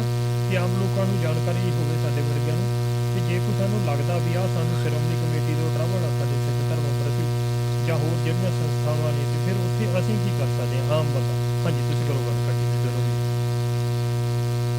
ਦੇਖੋ ਸਾਡੇ ਪੰਜਾਬ ਦੇ ਜਿਹੜੇ ਸ਼੍ਰੋਮਣੀ ਗੁਰਦੁਆਰਾ ਪ੍ਰਬੰਧਕ ਕਮੇਟੀ ਇਹ ਇੱਕ ਤਰ੍ਹਾਂ ਦੀ ਸ਼ੈਡੋ ਪੋਲਿਟਿਕਸ ਹੀ ਹੈ ਜਿਹੜੀ ਮੇਨ ਪੋਲਿਟਿਕਸ ਹੈ ਪੰਜਾਬ ਦੀ ਬੜੀ ਦੇਰ ਤੱਕ ਸ਼੍ਰੋਮਣੀ ਅਕਾਲੀ ਦਲ ਕਿਉਂਕਿ ਉਹ ਤਾਂ ਚਾਹੇ ਸੈਕੂਲਰ ਪਾਰਟੀ ਆਪਣੇ ਨੂੰ ਕਹਿੰਦੇ ਪਰ ਧਰਮ ਦੇ ਬੇਸ ਤੇ ਸੀ ਤਾਂ ਉਹਦੀ ਜਿਹੜੀ ਅਪੀਲ ਸੀ ਸਿੱਖਾਂ ਦੇ ਬਹੁਤ ਜ਼ਿਆਦਾ ਸੀ ਤਾਂ ਇਸ ਲਈ ਜਿਹੜਾ ਵੀ ਪਾਰਟੀ ਜਿੱਤਦੇ ਸੀ ਉਹਦਾ ਕੰਟਰੋਲ ਹੋ ਜਾਂਦਾ ਸੀ ਐਸਜੀਪੀਸੀ ਔਰ ਇਸ ਕਰਕੇ ਐਸਜੀਪੀਸੀ ਦੇ ਇਲੈਕਸ਼ਨ ਦੇ ਵਿੱਚ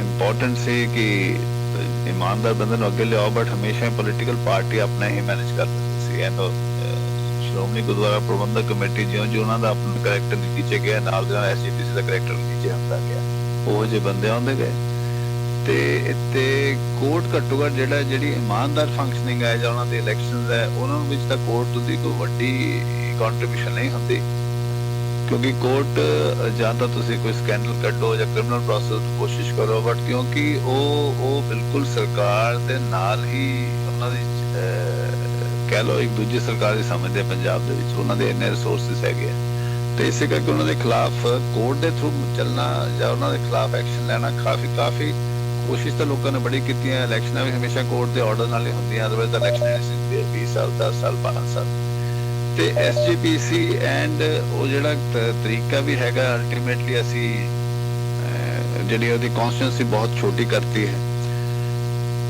ਤੇ ਉਸ ਹਿਸਾਬ ਨਾਲ ਐਸਜੀਪੀਸੀ ਦਾ ਜਿਹੜਾ ਕੰਟਰੋਲ ਹੈ ਜਿਹੜਾ ਪੋਲੀਟੀਕਲ ਮੈਥਡ ਨਾਲ ਉਹਨਾਂ ਤੇ ਇਲੈਕਸ਼ਨ ਦੇ ਨਾਲ ਉਸ ਤੇ ਚੰਗੇ ਬੰਦਿਆਂ ਦਾ ਕੰਟਰੋਲ ਹੋਵੇ ਉਹ ਹਮੇਸ਼ਾ ਹੀ ਫੇਲ ਹੁੰਦਾ ਹੈ ਕਿਉਂਕਿ ਜਦੋਂ ਲੋਕਾਂ ਨੇ ਜਦੋਂ ਤੁਸੀਂ ਦੇਖਿਆ ਪਿਛਲੇ ਭਾਈ ਪੌਲ ਸਿੰਘ ਫਰਾਂਸ ਨੂੰ ਇਸ ਲਈ ਫੜਿਆ ਸੀ ਕਿਉਂਕਿ ਉਹ ਇਮਾਨਦਾਰੀ ਨਾਲ ਕੰਪੇਨ ਕਰ ਰਹੇ ਸੀ ਕਿ ਐਸਜੀਪੀਸੀ ਚੰਗੇ ਬੰਦਿਆਂ ਨੂੰ ਇਲੈਕਟ ਕਰਾਈਏ ਏਦਾਂ ਹੀ ਭਾਈ ਨਰੈਣ ਸਿੰਘ ਨੇ ਜਦੋਂ ਕੰਪੇਨਿੰਗ ਸ਼ੁਰੂ ਕਰਦਾ ਸੀ ਤਾਂ ਉਦੋਂ ਹੀ ਉਹਨਾਂ ਦੇ ਖਿਲਾਫ ਕੋਈ ਕੇਸ ਹੁੰਦੇ 5-7 ਸਾਲ ਬਰਬਾਦ ਹੋ ਜਾਂਦੇ ਸੀ।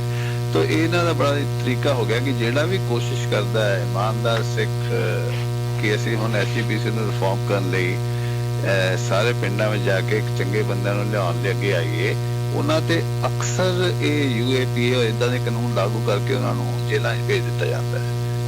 ਦਲਜੀਤ ਸਿੰਘ ਬਿੱਟੂ ਵਰਗਾ ਥੋੜਾ ਇਮਾਨਦਾਰ ਪੋਲੀਟੀਸ਼ੀਅਨ, ਉਹ ਵੀ ਪੋਲੀਟਿਕਸ ਨਹੀਂ ਆ ਸਕਦੇ ਬਿਕੋਜ਼ ਦ ਮੂਮੈਂਟ ਉਹ ਥੋੜੇ ਜਿਹੇ ਵੀ 2-4 ਪਬਲਿਕ ਸਪੀਚਾਂ ਦਿੰਦੇ ਆ, ਨਾਲ ਦੇ ਨਾਲ ਉਹਨਾਂ ਦੇ ਨਾਂ ਤੇ ਕੇਸ ਪੈ ਜਾਂਦਾ। ਸੋ ਸਾਡੇ ਵਿੱਚ ਤੇ ਹਾਂਜੀ ਆਪਣੇ ਨਾਲ ਨਾ ਜੀ ਆਪਣੇ ਡਾਕਟਰ ਸਾਹਿਬ ਜੀ ਪਿਆਰੇ ਲਾਲ ਗਰਗ ਜੀ ਆਪਣੇ ਨਾਲ ਜੁੜ ਚੁੱਕੇ ਨੇ ਤੇ ਉਹਨਾਂ ਨੂੰ ਕਾਲ ਆਈ ਸੀ, ਸ਼ਾਇਦ ਉਹ ਨਾਲ ਆਪਣੇ ਨਾਲ ਪਾਰਟਿਸਿਪੇਟ ਕਰਨਾ ਚਾਹੁੰਗੇ ਤੇ ਤੁਸੀਂ ਉਹਨਾਂ ਨੂੰ ਨਾਲ ਲੈ ਕੇ ਚਲੋ। ਹਾਂਜੀ ਸਰ ਜੀ, ਤੁਸੀਂ ਇੱਥੇ ਜੀ। ਠੀਕ ਹੈ ਜੀ, ਠੀਕ ਹੈ ਜੀ। ਹਾਂਜੀ ਡਾਕਟਰ ਸਾਹਿਬ ਜੀ, ਤੁਸੀਂ ਇੱਥੇ ਜੀ। ਹੈਲੋ, ਹਾਂਜੀ ਕੋਈ ਨਹੀਂ, ਮੈਂ ਸੁਣ ਰਿਹਾ ਬੈਨ ਸਾਹਿਬ ਨੂੰ। ਹਾਂਜੀ ਚੰਗਾ ਜੀ, ਮੈਂ ਇੰਟਰੋਡਿਊਸ ਕਰਾ ਰਿਹਾ ਸੀ। ਵੈਲਕਮ ਡਾਕਟਰ ਸਾਹਿਬ, ਵੈਲਕਮ ਜੀ। ਸਤਿ ਸ਼੍ਰੀ ਅਕਾਲ ਜੀ, ਵੈਲਕਮ, ਥੈਂਕ ਯੂ। ਹਾਂਜੀ ਠੀਕ ਹੈ, ਤੁਸੀਂ ਗੱਲ ਕਾਫੀ ਕੰਟੀਨਿਊ ਕਰ ਦਿਓ। ਅਸੀਂ SGPC ਦੀ ਗੱਲ ਕਰ ਰਹੇ ਸੀ। ਆਈ ਥਿੰਕ ਡਾਕਟਰ ਪਿਆਰੇ ਲਾਲ ਗਰਗ ਉਸ ਤੋਂ ਜ਼ਿਆਦਾ ਡਿਫਰੈਂਟ ਪਰਸਪੈਕਟਿਵ ਦੇਣਗੇ ਕਿ SGPC ਨੂੰ ਕਿਉਂ ਨਹੀਂ ਪ੍ਰੋਪਰਲੀ ਕੰਮ ਕਰ ਰਹੀ ਹੈ, SGPC ਕਿਉਂ ਡੈਨ ਆਫ ਕਰਪਸ਼ਨ ਬਣੀ ਹੋਇਆ ਹੈ, ਕਿਉਂ ਸਰਕਾਰ ਦਾ ਇਹ ਇੱਕ ਸ਼ੈਡੋ ਵਰਕ ਕੇ ਰਹਿ ਗਈ ਹੈ। ਰਾਤ ਦੇ ਤੁਸੀਂ ਬੈਨ ਸਾਹਿਬ ਕਰੋ ਗੱਲ ਪੂਰੀ ਤਰ੍ਹਾਂ ਤੇ ਮੈਂ ਸੁਣਨਾ, ਫਿਰ ਮੈਂ ਕਰਾਂਗਾ ਇੰਟਰਵੈਂਸ਼ਨ। ਅੱਛਾ ਜੀ, ਅੱਛਾ ਜੀ, ਅੱਛਾ। ਨਹੀਂ, ਮੈਂ ਕਰ ਲਈ SGPC, ਮੈਂ ਤਾਂ SGPC ਕਿਉਂਕਿ ਹਮੇਸ਼ਾ ਹੀ ਇੱਕ ਸ਼ੈਡੋ ਗਵਰਨਮੈਂਟ ਰਹੀ ਹੈ, ਇਸ ਕਰਕੇ ਉਹ ਸਾਰੇ ਜਿਹੜੇ ਗੁਣ ਸਰਕਾਰ ਦੇ ਉਹਦੇ ਵਿੱਚ ਰਿਫਲੈਕਟ ਹੁੰਦੇ। ਉਹੀ ਪੋਲੀਟੀਕਲ ਪਾਰਟੀ ਜਿੱਦਾਂ ਦੇ ਬੰਦੇ ਉੱਥੇ ਜਿੱਦਾਂ ਉਹਨਾਂ ਦਾ ਆਚਰਣ ਕਰਦਾ ਗਿਆ, ਉੱਦਾਂ ਹੀ ਪੋਲੀਟਿਕਸ ਵਿੱਚ ਉੱਦਾਂ ਹੀ SGPC ਦੇ ਮੈਂਬਰਾਂ ਦਾ ਆਚਰਣ ਕਰਦਾ ਗਿਆ। ਉਹਨਾਂ ਵਿੱਚ ਧਰਮ ਵਰਗੀ ਕੋਈ ਗੱਲ ਨਹੀਂ ਹੈਗੀ ਤੇ ਨਾ ਹੀ ਕੋਈ ਉਹਨਾਂ ਨੂੰ ਮਿਲ ਕੇ ਵੀ ਲੱਗਦਾ ਨਹੀਂ ਕਿ ਤੁਸੀਂ ਕਿਸੇ ਧਾਰਮਿਕ ਜਾਂ ਸਾਫ਼ ਸੁਥਰੇ ਬੰਦੇ ਦੇ ਕੋਲ ਹੋ, ਕੋਈ ਫਰਕ ਨਹੀਂ ਪੈਂਦਾ। ਜਿੱਦਾਂ ਦੇ MLA ਦਾ ਕਰੈਕਟਰ ਉੱਦਾਂ ਦਾ ਹੋਇਆ, ਉਹਨਾਂ ਨੂੰ ਮਿਲ ਕੇ ਵੀ ਉਹ ਜਿਹੀ ਫੀਲਿੰਗ ਆਉਂਦੀ ਹੈ। ਕਿਸੇ ਪਾਸੇ ਇਹ ਫੀਲਿੰਗ ਨਹੀਂ ਹੁੰਦੀ ਕਿ ਤੁਸੀਂ ਥੋੜੇ ਬਹੁਤੇ ਸਾਫ਼ ਸੁਥਰੇ ਬੰਦੇ ਨਾਲ ਸੰਪਰਕ ਵਿੱਚ ਹੈਗੇ। ਹਾਂਜੀ, ਅਸਲ 'ਚ ਬੈਨ ਸਾਹਿਬ ਅਸੀਂ ਜਾਂ ਸਾਰੇ ਸਰੋਤਿਆਂ ਨੂੰ ਮੇਰੀ ਸਤਿ ਸ਼੍ਰੀ ਅਕਾਲ। ਪਰ ਜਦ ਅਸੀਂ ਦੇਖਦੇ ਹਾਂ ਜਿਵੇਂ SGPC ਐਸਟੈਬਲਿਸ਼ 3 ਸੰਸਥਾਵਾਂ ਆਪਾਂ ਜਾਣਦੇ ਹਾਂ ਵੀ ਸਿੱਖਾਂ ਨੇ ਕਾਫੀ ਲੜ ਕੇ ਲਈਆਂ। ਠੀਕ ਹੈ ਜੀ। ਜਿਹਦੇ ਵਿੱਚ ਇੱਕ SGPC, ਇੱਕ ਅਕਾਲ ਆਪਣਾ ਸਿੱਖ ਜੁਡੀਸ਼ੀਅਲ ਕਮਿਸ਼ਨ, ਤੇ ਇੱਕ ਅਕਾਲ ਤਖਤ ਆਲਰੇਡੀ ਐਸਟੈਬਲਿਸ਼ ਸੀਗਾ। ਹਾਂਜੀ, ਤੇ ਇਹ ਤਿੰਨੇ ਸੰਸਥਾਵਾਂ ਨੂੰ ਆਪਾਂ ਨੂੰ ਪਤਾ ਹੀ ਹੈ ਵੀ 1999 ਵਾਲੀ ਸਰਕਾਰ ਨੇ ਕਿਵੇਂ ਇਹਨਾਂ ਤਿੰਨਾਂ ਨੂੰ ਹੀ ਬਿਲਕੁਲ ਹੀ ਥੱਲੇ ਲਾਤਾ ਸੀ। ਜਦ SGPC ਦੇ ਪ੍ਰਧਾਨ ਨੂੰ ਬਦਲਤਾ ਸੀ, ਸਿੱਖ ਜੁਡੀਸ਼ੀਅਲ ਕਮਿਸ਼ਨ ਨੂੰ ਤੋੜਤਾ ਸੀ ਤੇ ਅਕਾਲ ਤਖਤ ਦੇ ਜਥੇਦਾਰ ਨੂੰ ਬਦਲਤਾ ਸੀ। ਠੀਕ ਹੈ ਜੀ। ਤੇ ਉਹ ਵੀ ਇੱਕ ਚਾਹੇ ਉਹ ਅਕਾਲੀਆਂ ਦਾ ਹੀ ਹੋਵੇ ਪਰ ਮੁੱਖ ਮੰਤਰੀ ਨੇ ਬਦਲੇ ਸੀ। ਹਾਂਜੀ, ਉੱਥੇ ਸਰਕਾਰ ਦੀ ਦਖਲਅੰਦਾਜ਼ੀ, ਜਿਹੜੀ ਸਿੱਖਾਂ ਦੀ ਇੱਕ ਇੰਡੀਪੈਂਡੈਂਸ ਸੀਗੀ ਕਿ ਅਸੀਂ ਆਪਣੇ ਰਿਲੀਜੀਅਸ ਅਫੇਅਰਸ ਨੂੰ ਆਪੇ ਮੈਨੇਜ ਕਰਾਂਗੇ ਆਪਣੀ ਪਾਰਲੀਮੈਂਟ ਦੇ ਰਾਹੀਂ। ਜਿਹੜਾ 1925 ਚ ਐਕਟ ਬਣਿਆ, ਚਾਹੇ ਜਿਹੜਾ ਜਾਂ ਮਰਜ਼ੀ ਉਹ ਐਕਟ ਸੀਗਾ, ਉਹਦੇ 100 ਕਿੰਤੂ ਪਰੰਤੂ ਹੋ ਸਕਦੇ ਨੇ। ਉਹਦੇ ਵਿੱਚ ਫਿਰ ਵੀ ਇੱਕ ਸੀਗਾ ਕਿ ਆਪੇ ਮੈਨੇਜ ਕਰਨ ਦਾ ਤੇ ਚੋਣ ਦਾ ਇੱਕ ਡੈਮੋਕ੍ਰੈਟਿਕ ਜਿਹੜਾ ਸਿਸਟਮ ਸੀ ਪਹਿਲਾਂ ਐਸਟੈਬਲਿਸ਼ ਹੋਇਆ।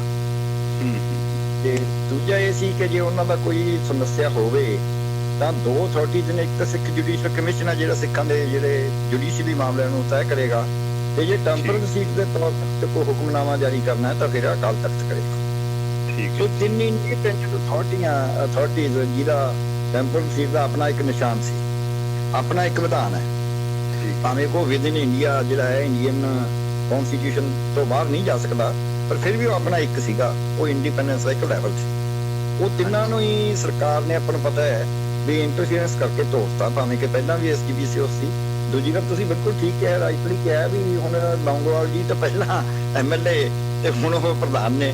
ਤੇ ਆਪਾਂ ਨੂੰ ਪਤਾ ਹੀ ਹੈ ਪੰਜਾਬ 'ਚ ਆਮ ਹੀ ਗੱਲ ਹੈ ਵੀ ਪਰਚਾ ਜਿਹੜਾ ਹੈਗਾ ਉਹ ਜੇਬ 'ਚੋਂ ਪਰਚੀ ਨਿਕਲਦੀ ਹੈ ਪ੍ਰਧਾਨ ਦੀ। ਤਾਂ ਉਹ SGPC ਇੱਕ ਐਡੀ ਵੱਡੀ ਸੰਸਥਾ ਹੈ ਜਿਹਨੇ ਐਕਚੁਅਲ ਧਾਰਮਿਕ ਕੰਮ ਕਰਨਾ ਸੀ। ਪਰ ਸ਼ੁਰੂ 'ਚ ਤੁਸੀਂ ਵੀ ਦੇਖਿਆ ਹੋਊਗਾ, ਮੈਂ 1960 ਦੇ ਵਿੱਚ SGPC ਨੂੰ ਧਾਰਮਿਕ ਕੰਮ ਕਰਦੇ ਦੇਖਿਆ ਵੀ ਹੈ। ਤੇ ਉਦੋਂ ਰਿਲੇਟਿਵਲੀ ਵੱਧ ਉਸ ਤਰੀਕੇ ਨਾਲ ਹੁੰਦੀ ਸੀ ਡੈਮੋਕ੍ਰੇਸੀ, ਜਦ ਇਹਨਾਂ ਦੇ ਜਿਹੜੇ ਸੀਗੇ ਅਕਾਲੀ ਦਲ ਦੇ ਪ੍ਰਧਾਨ ਸੰਤ ਚੰਨਣ, ਇਹ ਆਪਣੇ ਸੰਤ ਫਤਿਹ ਸਿੰਘ ਬਣ ਗਏ ਸੀ, ਤੇ SGPC ਦੇ ਜਿਹੜੇ ਸੀ ਪ੍ਰਧਾਨ ਉਹ ਸੰਤ ਚੰਨਣ ਸਿੰਘ ਸੀਗੇ। ਤੇ ਉਹ ਜਦ ਉਦੋਂ ਦੀ ਜਿਹੜੀ ਚੱਲਦੀ ਸੀ ਉਹ ਰਿਲੇਟਿਵਲੀ ਸੀਗੀ, ਭਾਵੇਂ ਕਿ ਕੁੰਡਾਂ ਦੀ ਗੱਲ ਤੇ ਹੋਰ ਆਪਾਂ ਜਾਣਦੇ ਹਾਂ, ਐਸਜੀਪੀਸੀ ਹੀ ਇਹਨਾਂ ਦੀ ਇੱਕ ਫੋਰਸ ਹੈ ਜਿਹਦੇ ਰਾਹੀਂ ਇਹ ਸਾਰੇ ਸਿੱਖ ਜਗਤ ਨੂੰ ਆਪਣੇ ਕੰਟਰੋਲ 'ਚ ਕਰਨਾ ਚਾਹੁੰਦੇ ਨੇ। ਹੁਣ ਜੇ ਅਸੀਂ ਐਸਜੀਪੀਸੀ ਨੂੰ ਦੂਜੀ ਤਰ੍ਹਾਂ ਦੇਖੀਏ ਤਾਂ ਇਹ ਹੈ ਕਿ ਬਹੁਤੇ ਸਿੱਖ ਤਾਂ ਐਸਜੀਪੀਸੀ ਅਕਾਲੀ ਦਲ ਦੇ ਨਾਲ ਤਾਂ ਹੈ ਨਹੀਂ, ਬਹੁਤ ਸਾਰੇ ਸਿੱਖ ਤਾਂ ਹੋਰ ਪਾਰਟੀਆਂ 'ਚ ਵੀ ਨੇ। ਪਰ ਜਿਹੜਾ ਹਰਿਮੰਦਰ ਸਾਹਿਬ ਹੈ ਜਾਂ ਜਿਹੜੇ ਗੁਰਦੁਆਰੇ ਨੇ ਜਾਂ ਜਿਹੜੇ ਅਕਾਲ ਤਖਤ ਸਾਹਿਬ ਹੈ, ਸਿੱਖ ਜੁਡੀਸ਼ੀਅਲ ਕਮਿਸ਼ਨ ਹੈ, ਸਾਰਿਆਂ ਵਾਸਤੇ ਸਾਂਝਾ ਨਾ, ਸਾਰੇ ਰਿਲੀਜੀਅਸ ਅਫੇਅਰਸ ਵਾਸਤੇ। ਸੋ ਇਹ ਜਦ ਇਹ ਤੇ ਕਬਜ਼ਾ ਕਰਦਾ ਤਾਂ ਤਿੰਨੇ ਸੰਸਥਾਵਾਂ ਤੇ ਕਬਜ਼ਾ ਕਰਕੇ ਤੇ ਦੂਜੇ ਬੰਦੇ ਕਿਵੇਂ ਨਾ ਕਿਵੇਂ ਮਿਨੋਰਟੀ ਚ ਕਿਵੇਂ ਨਾ ਕਿਵੇਂ ਇਕੱਠੇ ਨਾ ਹੋਣ ਕਰਕੇ ਅੱਡੋ ਫੱਟੀ ਕਹਿ ਲਓ, ਜੋ ਵੀ ਕਹਿ ਲਓ, ਉਹਦੇ ਵਿੱਚ ਆ ਗਿਆ। ਤੇ ਹੌਲੀ ਹੌਲੀ ਇਹਨਾਂ ਨੇ ਇਸ ਨੂੰ ਹੋਰ ਤਰੀਕੇ ਤੇ ਵੀ ਲੈ ਗਏ ਕਿ ਜਿਹੜੇ ਪਹਿਲਾਂ ਜੇ ਅਸੀਂ ਦੇਖੀਏ ਇਹ ਪ੍ਰਤਾਪ ਸਿੰਘ ਕਾਰੋਂ ਨੇ ਇਹਦੇ ਚ ਦਖਲਅੰਦਾਜ਼ੀ ਸ਼ੁਰੂ ਕਰੀ ਸੀ, ਤੁਹਾਨੂੰ ਯਾਦ ਹੋਏਗਾ ਜ਼ਰੂਰ ਕਿ ਉਹਨੇ ਮੰਤ ਸੇਵਾਦਾਸ ਹੁੰਦੇ ਇੱਕ, ਹਾਂਜੀ, ਉਹਨਾਂ ਨੇ ਆਪਦਾ ਇੱਕ ਦਲ ਬਣਾਇਆ ਹੋਇਆ ਸੀ ਤੇ ਉਹਨਾਂ ਨੇ ਚੋਣਾਂ ਵੀ ਲੜੀਆਂ ਸੀ ਐਸਜੀਪੀਸੀ ਦੀਆਂ, ਪਰ ਉਹ ਬੜੀ ਬੁਰੀ ਤਰ੍ਹਾਂ ਹਾਰੇ ਸੀ। ਆਹੋ, ਤੇ ਉਹ ਉਦੋਂ ਤੋਂ ਦਖਲਅੰਦਾਜ਼ੀ ਕਿਸੇ ਨਾ ਕਿਸੇ ਪਹਿਲਾਂ ਸਰਕਾਰਾਂ ਕਰਨ ਦੀ ਕੋਸ਼ਿਸ਼ ਕਰਦੀਆਂ ਸੀ। ਫਿਰ ਜਦ ਇਹ ਅਕਾਲੀ ਦਲ ਦੀ ਆਪਣੀ ਸਰਕਾਰ ਕੋਲ ਉਦੋਂ ਤੱਕ 66 ਤੱਕ ਤਾਂ ਇਹਨਾਂ ਦੀ ਅਕਾਲੀ ਦਲ ਦੀ ਤਾਂ ਕਦੇ ਸਰਕਾਰ ਆਈ ਹੋਈ ਨਹੀਂ ਸੀ। ਅਕਾਲੀ ਦਲ ਦੀ ਤਾਂ ਪਹਿਲੀ ਵਾਰੀ 1967 ਚ ਜਿਹੜੀ ਸਰਕਾਰ ਬਣੀ ਸਰਦਾਰ ਗੁਰਨਾਮ ਸਿੰਘ ਦੀ, ਤੇ ਉਹ ਵੀ ਇੱਕ ਵਾਰੀ ਤੋੜਤੀ, ਫਿਰ ਦੁਬਾਰਾ ਸਰਦਾਰ ਗੁਰਨਾਮ ਸਿੰਘ ਹੀ ਬਣੇ, ਫਿਰ ਬਚਪਨ ਸਿੰਘ ਨੂੰ ਬਣਾਤਾ, ਫਿਰ ਬਾਦਲ ਸਾਹਿਬ ਆਪ ਬਣ ਗਏ, ਫਿਰ ਉਹ ਸਰਕਾਰ ਦਾ ਟਰਮ ਹੀ ਖਤਮ ਹੋ ਗਈ। ਐਨੇ ਗਿਆਨੀ ਲਿਆਰ ਸਿੰਘ ਸੀਗਾ, ਫਿਰ 78 ਚ ਫੇਰ ਆ ਗਏ 3 ਸਾਲ, ਉਦੋਂ ਰਹੇ 2.5 ਸਾਲ, ਫੇਰ ਹੋ ਰਿਹਾ। ਫਿਰ 86 ਚ ਬਰਨਾਲੇ ਸਾਹਿਬ ਦੀ ਸਰਕਾਰ ਵੇਲੇ ਵੀ ਆਪਾਂ ਨੂੰ ਪਤਾ ਹੈ। ਸੋ ਪ੍ਰੈਕਟੀਕਲੀ ਅਕਾਲੀਆਂ ਦੀ ਸਰਕਾਰ ਜਿਹੜੀ ਪੂਰਨ ਰੂਪ ਚ ਆਈ ਉਹ ਤਾਂ ਆਈ ਹੋਈ 98 ਚ। ਤੇ ਉਹ ਜਿਹੜੀ 98 ਸਰਕਾਰ ਆਈ ਉਦੋਂ ਤੱਕ ਉਹ ਪਿਛਲੀਆਂ ਸਰਕਾਰਾਂ ਦੇ ਰਾਹੀਂ ਜਿਹੜੇ ਉਹਨਾਂ ਦੇ ਜਾਲ ਬਣੇ ਸੀ, ਜੇ ਜਗਦੇਵ ਸਿੰਘ ਤਲਵੰਡੀ ਨੂੰ ਇੱਕ ਪਾਸੇ ਕਰਨਾ ਸੀ। ਜਗਦੇਵ ਸਿੰਘ ਤਲਵੰਡੀ ਨੇ ਜਦ ਇਹ ਕਹਿਤਾ, ਉਹਨਾਂ ਨੂੰ ਕਿਹਾ ਗਿਆ 1978 ਵੇਲੇ ਵੀ ਤੁਸੀਂ ਅਕਾਲ ਤਖਤ ਦੀ ਗੱਲ ਨਹੀਂ ਮੰਨਦੇ, ਕਹਿੰਦੇ ਮੈਂ ਅਕਾਲ ਤਖਤ ਦੀ ਕਾਹਦੀ ਗੱਲ ਮੰਨੀ ਆ, ਇਹਨਾਂ ਦਾ ਅਕਾਲ ਤਖਤ ਦੇ ਜਥੇਦਾਰ ਨੇ ਤਾਂ ਰੂਟ ਸਿੰਘ ਨੇ ਸਰੋਪਾ ਦੇ ਤੁਸੀਂ ਡਾਇਰ ਨੂੰ ਵੀ ਗੱਲ ਤਾਂ ਉਹਨੇ ਜਾਇਜ਼ ਕਹੀ ਸੀ ਤੇ ਪਰ ਉਹ ਬੁਰੀ ਲੱਗਦੀ ਸੀ। ਸੋ ਇਸ ਕਰਕੇ ਜਦ ਅਸੀਂ ਇਸ ਨੂੰ ਇਸ ਰੂਪ ਚ ਦੇਖਦੇ ਹਾਂ, ਅਸੀਂ ਅਕਾਲ ਤਖਤ ਨੂੰ ਕੋਈ ਮੋਨੋਲਿਥ ਦੇ ਰੂਪ ਚ ਜਾਂ ਐਸਜੀਪੀਸੀ ਨੂੰ ਮੋਨੋਲਿਥ ਦੇ ਰੂਪ ਚ ਨਹੀਂ ਦੇਖ ਸਕਦੇ। ਤੇ ਅਕਾਲ ਤਖਤ ਉਹ ਵੀ ਸੀ ਜਿਹਨੇ ਮਹਾਰਾਜਾ ਰਣਜੀਤ ਸਿੰਘ ਨੂੰ ਸਜ਼ਾ ਦੇਣ ਦੀ ਕਹਾਣੀ ਸਭ ਜਾਣਦੇ ਨੇ, ਉਹ ਜਿਹੀ ਜੀ ਵੀ ਸੀ, ਉਹਦੇ 100 ਮਤਭੇਦ ਹੋ ਸਕਦੇ ਨੇ, ਪਰ ਮੋਟੇ ਤੌਰ ਤੇ ਪ੍ਰਿੰਸੀਪਲੀ ਜਦ ਆਪਾਂ ਗੱਲ ਦੇਖਦੇ ਹਾਂ ਬਰੀਕੀ ਚ ਜਾਣ ਦੀ ਬਜਾਏ, ਤਾਂ ਇਹ ਸੀ ਕਿ ਅਕਾਲ ਤਖਤ ਇੱਕ ਅਥਾਰਟੀ ਸੀ। ਔਰ ਅਕਾਲ ਤਖਤ ਨੂੰ ਵੀ ਕਿਵੇਂ ਸਬਜੂਗੇਟ ਕਰਿਆ ਗਿਆ, ਆਪਾਂ ਨੂੰ ਇਹ ਵੀ ਪਤਾ ਵੀ ਜਦ ਮਿਸਲਾਂ ਸੀਗੀਆਂ ਉਹਨਾਂ ਨੂੰ ਇਹ ਸੀਗਾ ਵੀ ਤੁਸੀਂ ਆਪਣੇ ਹਥਿਆਰ ਬਾਹਰ ਰੱਖ ਕੇ ਜਾਣੇ ਨੇ, ਦਰਬਾਰ ਸਾਹਿਬ ਚ ਅੰਦਰ ਨਹੀਂ ਲੈ ਕੇ ਜਾਣੇ, ਤੇ ਅਕਾਲ ਤਖਤ ਸਾਹਿਬ ਤੇ ਜਿਹੜਾ ਗੁਰਮਤਾ ਕਰਕੇ ਆਓਗੇ ਬੈਠ ਕੇ ਕਰਨਾ। ਉਹ ਸੰਗਤ ਦਾ ਇੱਕ ਤੌਰ ਤਰੀਕਾ ਸੀ ਵੀ ਰਾਜ ਕਰਨ ਵੇਲੇ ਵੀ ਸੰਗਤ ਕਿਵੇਂ ਉਹ ਹੋਏਗੀ ਆਪਣੇ ਮਤਭੇਦ ਹੁੰਦੇ ਹੋਏ। ਸੋ ਉਹਨੂੰ ਸਾਰੇ ਕਾਸੇ ਨੂੰ ਖਤਮ ਕਰਕੇ ਹੌਲੀ ਹੌਲੀ ਫਿਰ ਆਪਾਂ ਨੂੰ 1998 ਚ ਇਹ ਪਤਾ ਹੈ ਵੀ ਉਹ ਟੋੜਾ ਸਾਹਿਬ ਕਿਵੇਂ ਵੱਖਰੇ ਹੋਏ, ਪਹਿਲਾਂ ਕਿੰਨੀ ਦੇਰ ਉਹਨਾਂ ਦੀ ਅੰਪਾਇਰ ਚੱਲਦੀ ਰਹੀ, ਇਹ ਸਾਰਾ ਕੁਝ ਸਾਡੇ ਸਾਹਮਣੇ ਆ। ਐਸਜੀਪੀਸੀ ਦੇ ਕੰਟਰੋਲ ਜਿਹੜਾ ਕਰਕੇ ਹੁਣ ਉਹ ਐਸਜੀਪੀਸੀ ਜਿਹੜੀ ਹੈ, ਬਿਲਕੁਲ ਤੁਸੀਂ ਠੀਕ ਕਿਹਾ ਹੈ ਵੀ ਐਸਜੀਪੀਸੀ ਹੁਣ ਕੋਈ ਰਿਲੀਜੀਅਸ ਬੋਡੀ ਦੇ ਰੂਪ ਚ ਕੰਮ ਹੀ ਨਹੀਂ ਕਰ ਰਹੀ। ਮੈਂ ਤਾਂ ਇਸ ਗੱਲ ਦੇ ਉੱਤੇ ਹੈਰਾਨ ਹਾਂ, ਤੁਸੀਂ ਵੀ ਸ਼ਾਇਦ ਦੇਖੀਆਂ ਹੋਣ, ਮੈਂ ਕੁਝ ਕਿਤਾਬਾਂ ਇਹਨਾਂ ਦੀਆਂ ਦੇਖੀਆਂ, ਉਹ ਤਾਂ ਬ੍ਰਾਹਮਣਵਾਦ ਭਰਿਆ ਹੋਇਆ। ਇੱਥੇ ਤਾਂ ਗੁਰੂ ਗੋਬਿੰਦ ਸਿੰਘ ਜੀ ਨੇ ਆਖਿਆ, ਜਬ ਤੱਕ ਖਾਲਸਾ ਰਹੇ ਨਿਆਰਾ ਤਬ ਤੱਕ ਤੇਗ ਕੀ ਦਿਓ ਮੈਂ ਸਾਰਾ, ਜਾਵੇ ਪਰੇ ਵਿਪਰਨ ਕੀ ਰੀਤ ਤਾਂ ਮੈਂ ਨਾ ਕਰੋ ਇਨਕੀ ਪ੍ਰਤੀਤ। ਔਰ ਉਹ ਤਾਂ ਪ੍ਰਤੀਤ ਐਸਜੀਪੀਸੀ ਉਹ ਕਰਨ ਲੱਗੀ। ਉਹਦੇ ਵਿੱਚ ਐਸਜੀਪੀਸੀ ਦੀਆਂ ਇਹੋ ਜਿਹੀਆਂ ਕਿਤਾਬਾਂ ਆਪਦੀਆਂ ਛਾਪੀਆਂ ਹੋਈਆਂ ਨੇ ਜਿਹੜੀਆਂ ਤਾਂ ਨਾਗਪੁਰ ਤੋਂ ਛਪੀਆਂ ਨੇ, ਉਹਨਾਂ ਦਾ ਹਿਸਾਬ ਹੀ ਹੋਰ ਹੈ।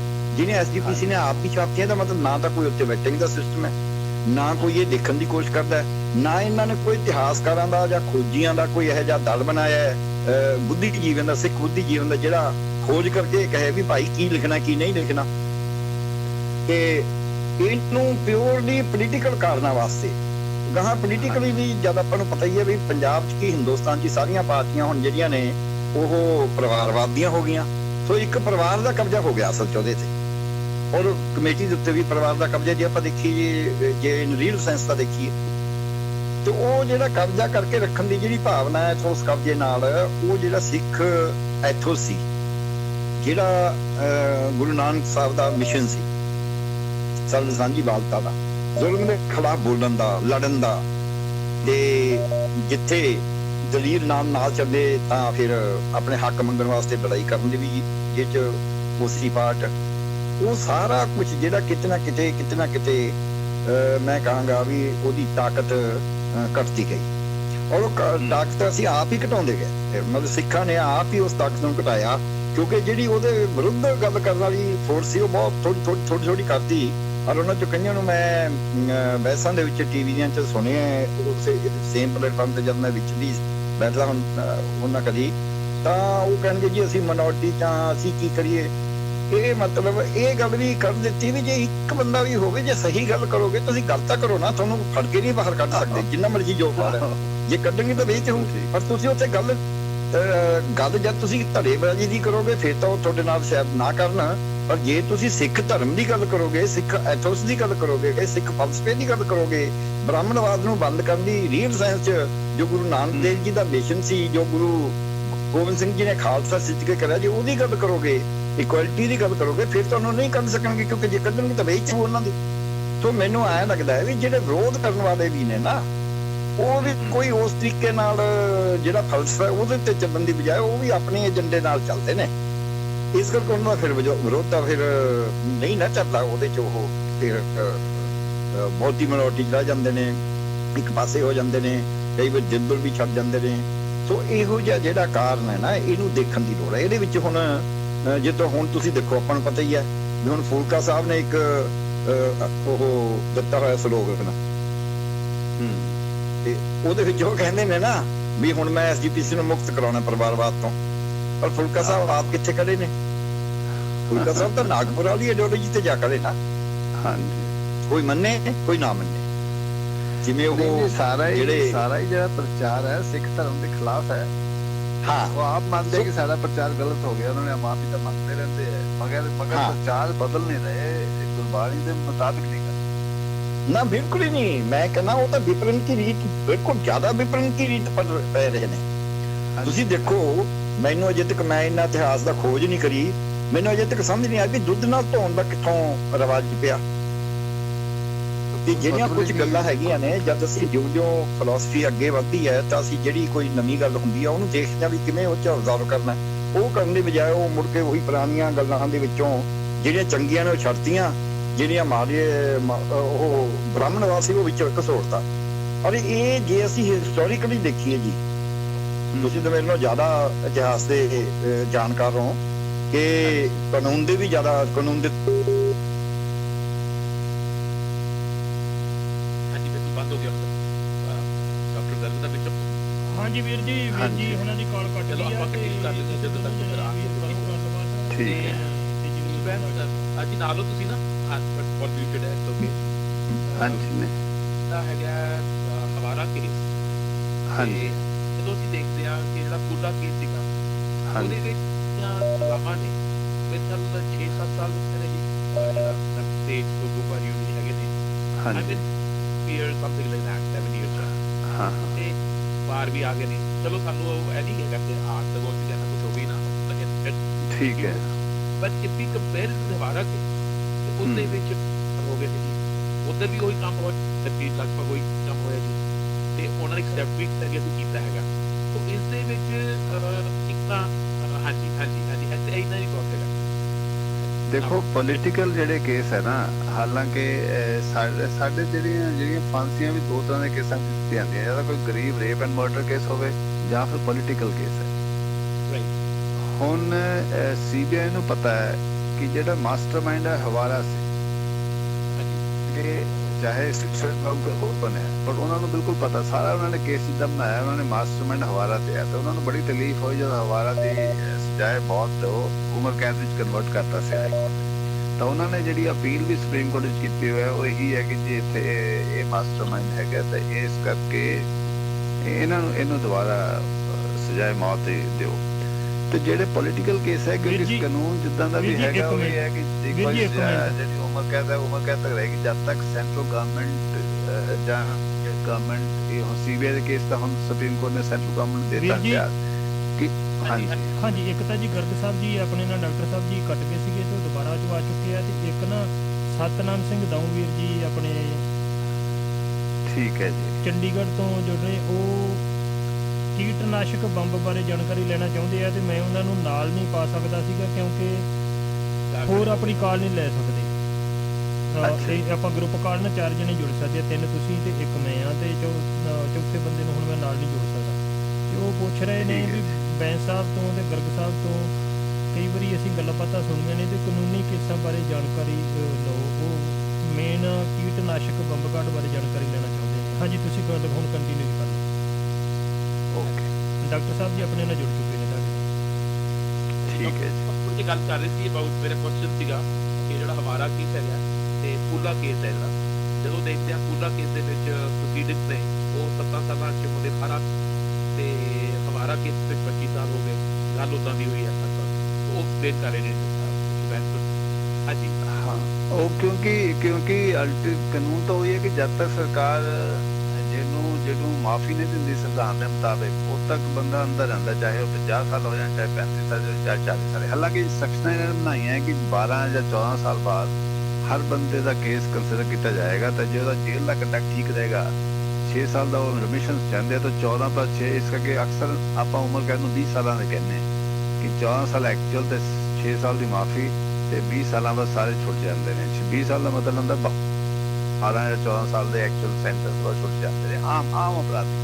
ਮਗਰ ਜਿੱਥੇ ਪੋਲੀਟੀਕਲ ਕੇਸ ਹੈਗੇ ਆ, ਚਾਹੇ ਤੁਸੀਂ ਰਾਜੀਵ ਗਾਂਧੀ ਦਾ ਅਸੈਸੀਨੇਸ਼ਨ ਕੇਸ ਦੇਖੋ, ਉੱਥੇ ਉਹ ਪਰਿਵਾਰ ਨੇ ਸੋਨੀਆ ਨੇ ਮਾਫ ਕਰਨ ਦੇ ਬਾਵਜੂਦ ਸਰਕਾਰ ਛੱਡ ਨਹੀਂ ਰਹੀ। ਤਾਂ ਜਦੋਂ ਸਟੇਟ ਗਵਰਨਮੈਂਟ ਨੇ ਛੱਡਣਾ ਚਾਹਿਆ ਤਾਂ ਉਹਨਾਂ ਨੇ ਹਾਈ ਕੋਰਟ ਸੁਪਰੀਮ ਕੋਰਟ ਆ ਕੇ ਸਟੇ ਕਰਵਾ ਕੇ ਕਾਨੂੰਨ ਹੀ ਬਦਲਾ ਦਿੱਤਾ ਕਿ ਜਿੱਥੇ CBI ਇਨਵੈਸਟੀਗੇਸ਼ਨ ਆ ਉੱਥੇ ਸੈਂਟਰਲ ਗਵਰਨਮੈਂਟ ਹੀ ਕੰਸੈਂਟ ਦੇਗੀ।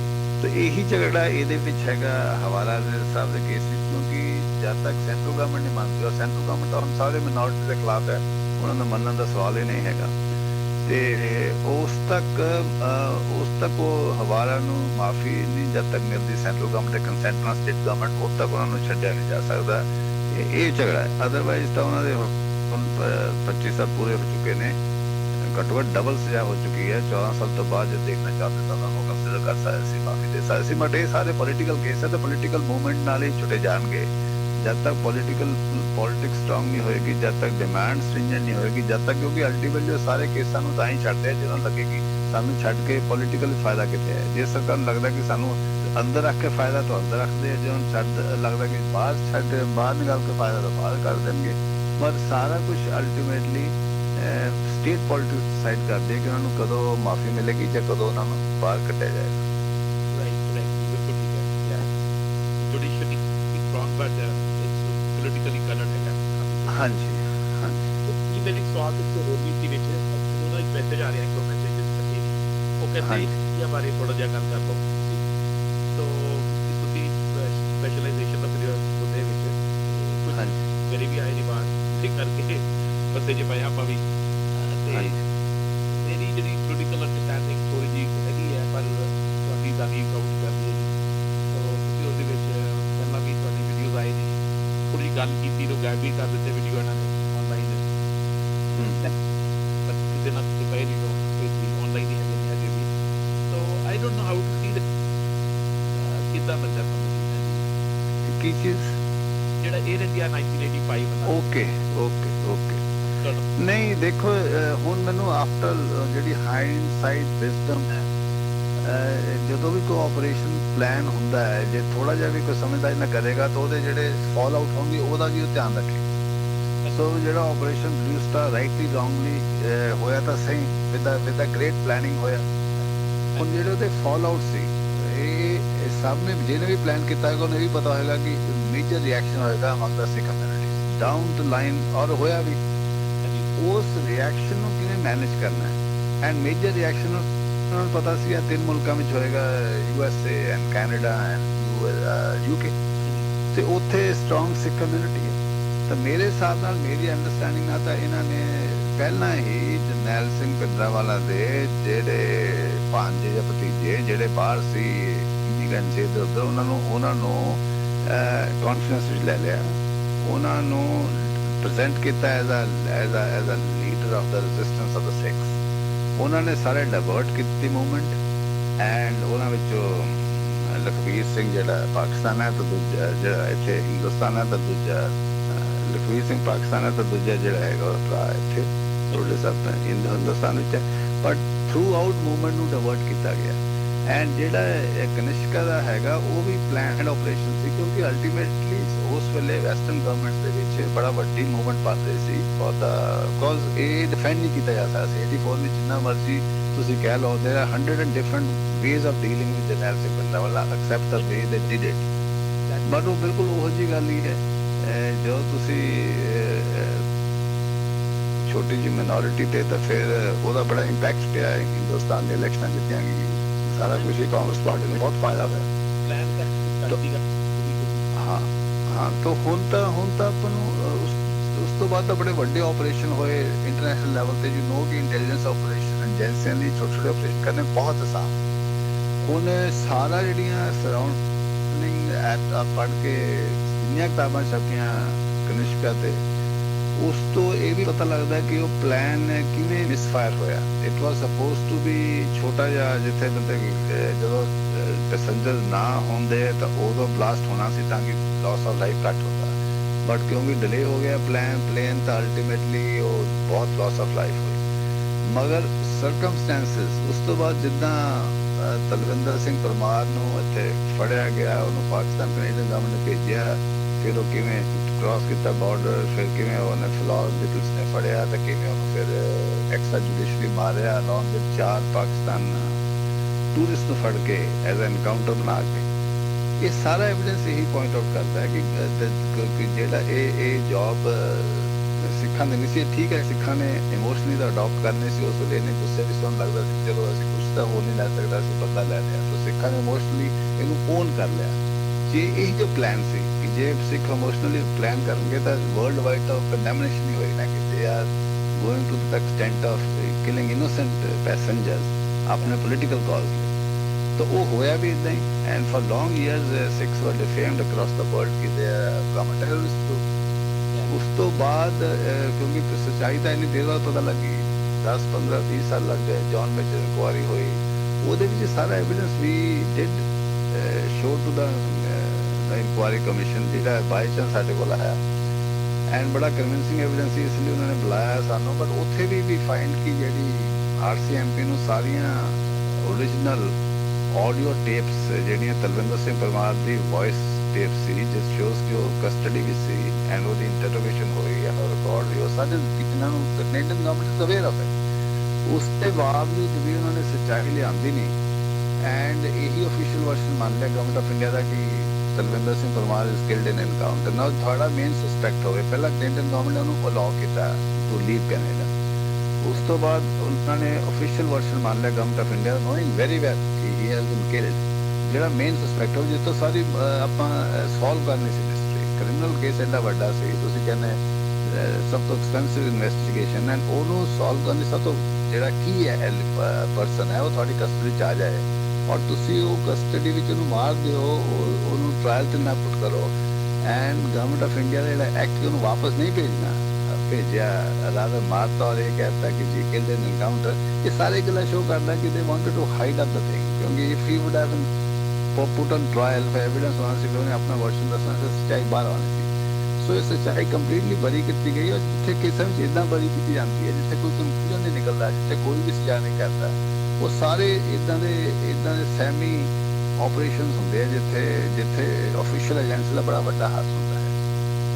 ਐਂਡ ਸਬਸੀਕੁਐਂਟਲੀ ਜੇ ਤੁਸੀਂ ਦੇਖੋ ਨਾ, ਜਿੱਦਾਂ ਜਿਹੜੀ ਪਾਕਿਸਤਾਨ ਸਪਾਂਸਰਡ ਜਿੰਨੇ ਐਪੀਸੋਡ ਹੋਏ ਹੈ ਧਾਂਦੀ ਦਾ ਮਾਮਲਾ, ਹਥਿਆਰ ਆਉਂਦੇ ਆ, ਬਾਰਡਰ 'ਚ ਪਕੜੇ ਜਾਂਦੇ ਆ, ਮੈਂ ਕਈ ਕੇਸਾਂ ਵਿੱਚ ਸਟੱਡੀ ਕਰਦੇ ਕਨਕਲੂਜਨ ਪਹੁੰਚਿਆ ਹੈ ਕਿ ਇਹ ਵੀ ਆਫੀਸ਼ੀਅਲੀ ਥੋੜ੍ਹੇ 2-4 ਸਾਲਾਂ ਬਾਅਦ 10-12 ਬੰਦਿਆਂ ਨੂੰ ਫੜਨ ਲਈ ਇਹਨਾਂ ਪਲਾਨ ਆਪਰੇਸ਼ਨ ਹਥਿਆਰ ਕ੍ਰਾਸ ਕਰਦੇ ਆ, ਸਾਰਾ ਇਹ ਮੋਨੀਟਰ ਕਰਦੇ ਹੁੰਦੇ ਆ, ਉਹ ਪਹਿਲਾਂ ਇਨਫੋਰਮ ਕਰ ਦਿੰਦੇ ਨੇ, ਉਸ ਤਰ੍ਹਾਂ ਫਿਰ ਹਥਿਆਰ ਆਉਂਦੇ ਨੇ, ਪਕੜੇ ਜਾਂਦੇ ਨੇ, ਫਿਰ 5-7 ਸਾਲ ਲਈ 10-12 ਮੁੰਡੇ ਜੇਲ੍ਹ ਵਿੱਚ ਚਲੇ ਜਾਂਦੇ ਨੇ।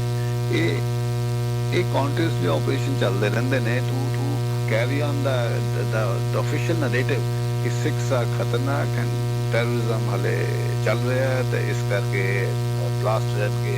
ਔਰ ਹਾਲਾਂਕਿ ਆਪਾਂ ਤਾਂ ਹੁਣ ਇੱਥੇ ਰਹਿ ਰਹੇ ਹਾਂ ਕਿ ਪਿਛਲੇ 30 ਸਾਲ 95 ਤੋਂ ਬਾਅਦ ਮੈਨੂੰ ਨਹੀਂ ਲੱਗਿਆ ਕਿ ਕੋਈ ਜਿਹੜੀ major movement against the for Khalistan Sikh ਇੱਥੇ ਪੰਜਾਬ ਦੇ ਵਿੱਚ ਕੋਈ ਰੂਟ ਲਈ ਉਹਨਾਂ ਨੇ।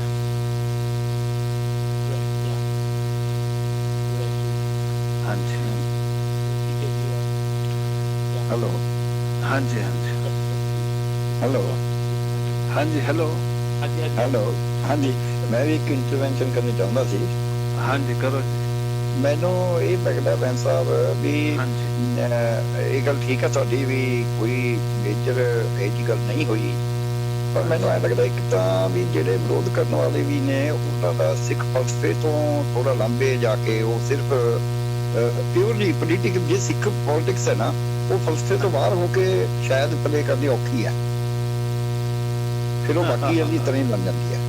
ਤੇ ਉਹਦੇ ਵਿੱਚ ਹੁਣ ਜਿਵੇਂ ਰਾਮ ਜਨਮ ਭੂਮੀ ਵਾਲਾ ਫੈਸਲਾ ਵੀ ਆਇਆ ਹੈ, ਉਹਦੇ ਚ ਉਹ ਇਹੀ ਕਹੀ ਜਾਂਦੇ ਵੀ ਸਾਨੂੰ ਕਲਟ ਕਿਉਂ ਕਿਹਾ, ਇਹਦੀ ਬਜਾਏ ਜਿਹੜੀ ਉਦੋਂ ਵੱਡਾ ਜਿਹੜਾ ਉਹਦੇ ਤੇ ਆਈਡੀਓਲੋਜੀਕਲ ਆਘਾਤ ਹੈ ਉਹ ਇਹ ਲਾਇਆ ਗਿਆ ਕਿ ਗੁਰੂ ਨਾਨਕ ਦੇਵ ਜੀ ਰਾਮ ਜਨਮ ਭੂਮੀ ਦੇ ਦਰਸ਼ਨ ਕਰਨ ਗਏ ਨੇ। ਹਾਂਜੀ, ਉਹਦੇ ਉੱਤੇ ਕੋਈ ਨਹੀਂ, ਉਹਦੇ ਉੱਤੇ ਕਿਸੇ ਨੇ ਕੋਈ ਵਾਅਦਾ ਹੀ ਨਹੀਂ ਖੜਾ ਕਰਿਆ ਵੀ ਉਹ ਇਹ ਦੱਸੋ ਤੁਸੀਂ ਕਿਵੇਂ ਦਿੱਤਾ। ਕਿਸੇ ਨੇ ਬਿਆਨ ਦੇਤਾ ਆਰਐਸਐਸ ਦੇ ਬੰਦੇ ਨੇ, ਚਲੋ ਦੇਤਾ, ਹਾਲਾਂਕਿ ਆਰਐਸਐਸ ਦਾ ਬੰਦਾ ਤਾਂ ਅਥਾਰਟੀ ਮੰਨਿਆ ਹੀ ਨਹੀਂ ਜਾ ਸਕਦਾ ਐਸਜੀਪੀਸੀ ਨੂੰ ਛੱਡ ਕੇ। ਐਸਜੀਪੀਸੀ ਨੇ ਬੋਲੀ ਵੀ ਸਾਨੂੰ ਕਿਉਂ ਨਹੀਂ ਬੁਲਾਇਆ, ਸੁਪਰੀਮ ਕੋਰਟ ਨੂੰ ਤੁਸੀਂ ਤਾਂ ਐਡਵੋਕੇਟ ਹੋ ਐਡੇ ਵੱਡੇ, ਉਸਦੇ ਹਾਈ ਕੋਰਟ ਦੇ ਸੁਪਰੀਮ ਕੋਰਟ ਦੇ, ਐਸਜੀਪੀਸੀ ਤੋਂ ਬਗੈਰ ਅਥਾਰਟੀ ਕੌਣ ਹੋ ਸਕਦੀ ਸੀ? ਕੋਈ ਬੰਦਾ ਉੱਠ ਕੇ ਜਾ ਕੇ ਤੁਰ ਕੇ ਕੱਲ ਨੂੰ ਕੋਈ ਤੁਰਿਆ ਜਾਂਦਾ ਕਹਿੰਦੇ ਵੀ ਮੈਨੂੰ ਪੋਸਟਮਾਰਟਮ ਦਾ ਗਿਆਨ ਹੈ ਮੈਂ ਜਾ ਕੇ ਦੇਣਾ, ਤੇ ਉਹ ਮੰਨ ਲੈਣਗੇ ਕਿ ਪਰਸ ਦੇ ਦੇਣਗੇ। ਤੇ ਦੂਜੀ ਗੱਲ ਜਦ ਉਹਦੇ ਉੱਤੇ ਕੋਈ ਨਹੀਂ ਬੋਲਿਆ ਕਿ ਜੇ ਤੁਸੀਂ ਐ ਦੱਸੋ ਵੀ ਤੁਸੀਂ ਗੁਰੂ ਨਾਨਕ ਦੇਵ ਜੀ ਨੇ ਤਾਂ ਕਿਤੇ ਰਾਮ ਦੀ ਪੂਜਾ ਕੀਤੀ ਹੋਈ ਨਹੀਂ, ਉਹਨੇ ਕਿਸੇ ਦੀ ਪੂਜਾ ਨਹੀਂ ਕੀਤੀ, ਪੂਜਾ ਦਾ ਵੈਸੇ ਖਾਸ ਸੀ। ਅੱਛਾ, ਹੁਣ ਦੂਜੀ ਗੱਲ ਪਟਿਆਲੇ ਦਾ ਇਨਸੀਡੈਂਸ ਹੋਇਆ ਇੱਕ, ਹੈਲੋ, ਹਾਂਜੀ ਹਾਂਜੀ, ਉਹ ਇਨਸੀਡੈਂਸ ਮਾੜਾ ਹੈ, ਉਹਨੂੰ ਕੋਈ ਕਿਸੇ ਨੇ ਕੋਈ ਇਹ ਥੋੜਾ ਵੀ ਸਿੱਖਾਂ ਨੇ ਉਹਨੂੰ ਸਿੱਖਾਂ ਦੇ ਨਾਲ ਜੋੜੀ ਜਾ ਰਹੇ ਨੇ। ਆਹੋ, ਅੱਛਾ, ਫਿਰ ਜਿਹੜਾ ਉਹਦੇ ਮਜਨੂ ਟਿੱਲੇ ਦੇ ਵਿੱਚ ਜੇ ਮਜਨੂ ਟਿੱਲੇ ਦੇ ਵਿੱਚ ਫਸੇ ਹੋਏ ਬੰਦਿਆਂ ਨੂੰ ਲੰਗਰ ਦਿੱਤਾ ਜਾ ਰਿਹਾ ਤਾਂ ਉਹਨੂੰ ਜੋੜਿਆ ਜਾ ਰਿਹਾ ਹੈ। ਜੇ ਕੋਈ ਸਿੱਖ ਧਰਮ ਦੇ ਲੋਕ ਸਿੱਖ ਅੱਗੇ ਆ ਕੇ ਲੰਗਰ ਵੰਡ ਰਹੇ ਨੇ, ਮੈਂ ਈਵਨ ਉਹਨਾਂ ਦੇ ਦਸਤਾਨੇ ਪਾਏ ਦੇਖੇ ਨੇ, ਕਈਆਂ ਦੇ ਨਹੀਂ ਵੀ ਪਾਏ ਹੋਣਗੇ। ਜੇ ਹਿੰਦੁਸਤਾਨ ਦਾ ਪ੍ਰਧਾਨ ਮੰਤਰੀ ਬਿਨਾਂ ਮਾਸਕ ਲਾਏ ਸਿਰਫ ਗਲ 'ਚ ਪਾ ਕੇ ਮਾਸਕ ਭਾਸ਼ਣ ਕਰ ਸਕਦਾ ਨੇਸ਼ਨ ਨੂੰ, ਤੇ ਇੱਕ ਹੋਰ ਸੂਬੇ ਦੀ ਮੁੱਖ ਮੰਤਰੀ ਬਿਨਾਂ ਮਾਸਕ ਪਾਏ ਭਾਸ਼ਣ ਕਰ ਸਕਦੀ ਹੈ, ਤੇ ਇੱਕ ਜਗ੍ਹਾ ਦੇ ਉੱਤੇ ਕਿਸੇ ਬਲਦ ਦੀ ਉਹ ਧੌਲ ਬਲਦ ਕਹਿ ਕੇ ਉਹਦੀ ਪੂਜਾ ਕਰਨ ਵਾਸਤੇ ਇਕੱਠ ਹੋ ਸਕਦਾ ਹੈ, ਕਿਸੇ ਮੰਦਿਰ ਦੇ ਵਿੱਚ ਬਹੁਤ ਵੱਡਾ ਇਕੱਠ ਹੋ ਸਕਦਾ ਹੈ, ਕਿਸੇ ਬੰਦੇ ਦੇ ਪੋਲੀਟੀਕਲ ਵਿਆਹ ਦੇ ਉੱਤੇ 100-200 ਬੰਦਾ ਬੁਲਾਇਆ ਜਾ ਸਕਦਾ ਹੈ, ਤਾਂ ਮੈਨੂੰ ਵੀ ਇੱਕ ਗੱਲ ਦੀ ਇਹ ਸਮਝ ਨਹੀਂ ਆਉਂਦੀ ਵੀ ਮਜਨੂ ਟਿੱਲੇ ਜਿਹਨਾਂ ਨੂੰ ਖਾਣਾ ਦਿੱਤਾ ਜਾ ਰਿਹਾ ਸੀ ਉਹਨੂੰ ਦੋਸ਼ੀ ਕਿਉਂ ਕਰਵਾਉਣਾ ਜਾਵੇ, FIR ਕਿਉਂ ਦਰਜ ਹੋਵੇ। ਬਿਲਕੁਲ।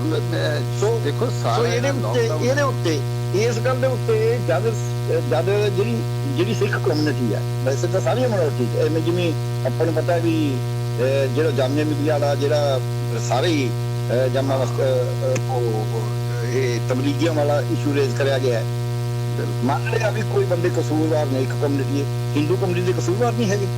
ਹਿੰਦੂ ਕਮਿਊਨਿਟੀ ਦੇ ਕਿੰਨੇ ਨੇ ਜਿਨ੍ਹਾਂ ਨੇ ਜਿੰਨੀਆਂ ਗਦਾਰੀਆਂ ਹੋਈਆਂ ਨੇ, ਉਹ ਗਦਾਰੀਆਂ ਤਾਂ ਜਿੰਨੀਆਂ ਹਿੰਦੂਆਂ ਨੇ ਕਰੀਆਂ ਨੇ ਉਹ ਤਾਂ ਸ਼ਾਇਦ ਕਿਸੇ ਨੇ ਵੀ ਨਾ ਕਰੀਆਂ ਹੋਣ, ਪਰ ਹਿੰਦੂ ਤਾਂ ਸਾਰੇ ਬਿਲਕੁਲ।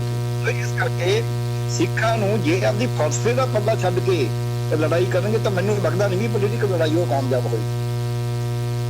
ਜੇ ਫਲਸਫੇ ਦਾ ਪੱਲਾ ਫੜ ਕੇ ਲੜਾਈ ਕਰੀ ਜਾਵੇ ਨਾਲ, ਐ ਤਾਂ ਲੜਾਈ ਤਾਂ ਪੋਲੀਟੀਕਲ ਹੀ ਹੋਏਗੀ, ਤੇ ਤਾਂ ਜ਼ਿਆਦਾ ਕਾਮਯਾਬ ਹੋਣ ਦੀ ਸੰਭਾਵਨਾ। ਅਸੀਂ ਕਹੇ ਉਸ ਫਲਸਫਾ ਇਸੇ ਕਰਕੇ ਐਸਜੀਪੀਸੀ ਦੀ ਜਿਹੜੀ ਮੈਂ ਗੱਲ ਕਰਦਾ ਵੀ ਐਸਜੀਪੀਸੀ ਨੂੰ ਜਿਹੜੇ ਛਡਾਉਣਾ ਚਾਹੁੰਦੇ ਨੇ ਇੱਕ ਪਰਿਵਾਰ ਦੇ ਜੰਗਲ ਚੋਂ, ਉਹ ਖੁਦ ਹੀ ਆਰਐਸਐਸ ਦੇ ਨਾਲ ਰਲੇ ਹੋਏ ਨੇ। ਆਰਐਸਐਸ ਜਦ ਸਿੱਖ ਧਰਮ ਬਾਰੇ ਕਿਤਾਬਾਂ ਛਾਪਦਾ ਹੈ ਜਿਹੜੀਆਂ ਕਿ ਫੈਕਚੁਅਲੀ ਵੀ ਗਲਤ ਨੇ, ਉਹਦੇ ਤੇ ਰਿਐਕਸ਼ਨ ਹੀ ਨਹੀਂ ਕੋਈ ਹੁੰਦਾ, ਕੋਈ ਨਹੀਂ ਕਹਿੰਦਾ ਵੀ ਭਾਈ ਇਹ ਤੁਸੀਂ ਕਿਵੇਂ ਛਾਪੀ ਜਾਂਦੇ ਹੋ। ਬਿਲਕੁਲ ਠੀਕ ਹੈ, ਬਿਲਕੁਲ ਠੀਕ ਹੈ। ਤੇ ਦੂਜੀ ਗੱਲ ਸਿੱਖਾਂ ਦੀ ਨਾ ਖੋਜ ਦੀ, ਜਿੰਨਾ ਐਡਾ ਵੱਡਾ ਬਜਟ ਹੈ, ਤੁਸੀਂ ਸਿਰਫ ਲੰਗਰ ਲਾਉਣਾ ਜ਼ਰੂਰੀ ਹੈ, ਤੁਸੀਂ ਨਾਲ ਉਹਦੇ ਉੱਤੇ ਕਦੇ ਤੁਸੀਂ ਕੋਈ ਸਿੱਖ ਇਤਿਹਾਸਕਾਰਾਂ ਦੀ ਖੋਜ ਕਮੇਟੀ ਬਣਾ ਲਓ।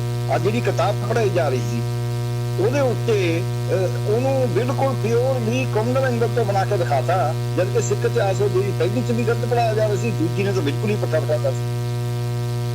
ਜੇ ਸਿੱਖ ਇਤਿਹਾਸ ਫੈਕਚੁਅਲੀ ਵੀ ਗਲਤ ਪੜਾਇਆ ਜਾ ਰਿਹਾ ਹੋਵੇ, ਪਰ ਜੇ ਉਹ ਤੁਹਾਡੀ ਪਾਰਟੀ ਪੜਾਉਂਦੀ ਹੈ ਜਿਹੜੀ ਸਿੱਖਾਂ ਨੂੰ ਰਿਪਰੈਜ਼ੈਂਟ ਕਰਦੀ ਹੈ ਫਿਰ ਠੀਕ ਹੈ, ਜੇ ਦੂਜੀ ਪਾਰਟੀ ਪੜਾਉਂਦੇ ਤਾਂ ਗਲਤ ਹੈ।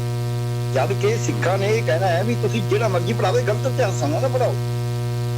ਬਿਲਕੁਲ ਬਿਲਕੁਲ। ਤੇ ਜੇ ਬੱਚਿਆਂ ਨੂੰ ਤੁਸੀਂ ਦੇਖੋ 2002 ਤੋਂ ਲੈ ਕੇ 2004-05 ਤੋਂ ਲੈ ਕੇ ਕਿਤਾਬ ਲੱਗੀ ਹੋਈ ਸੀ, 10 ਸਾਲ ਉਹਨਾਂ ਨੇ ਗਲਤ ਇਤਿਹਾਸ ਪੜ੍ਹਿਆ ਤੇ ਫਿਰ ਉਹ ਇਹੀ ਸਿੱਖਣਗੇ ਨਾ।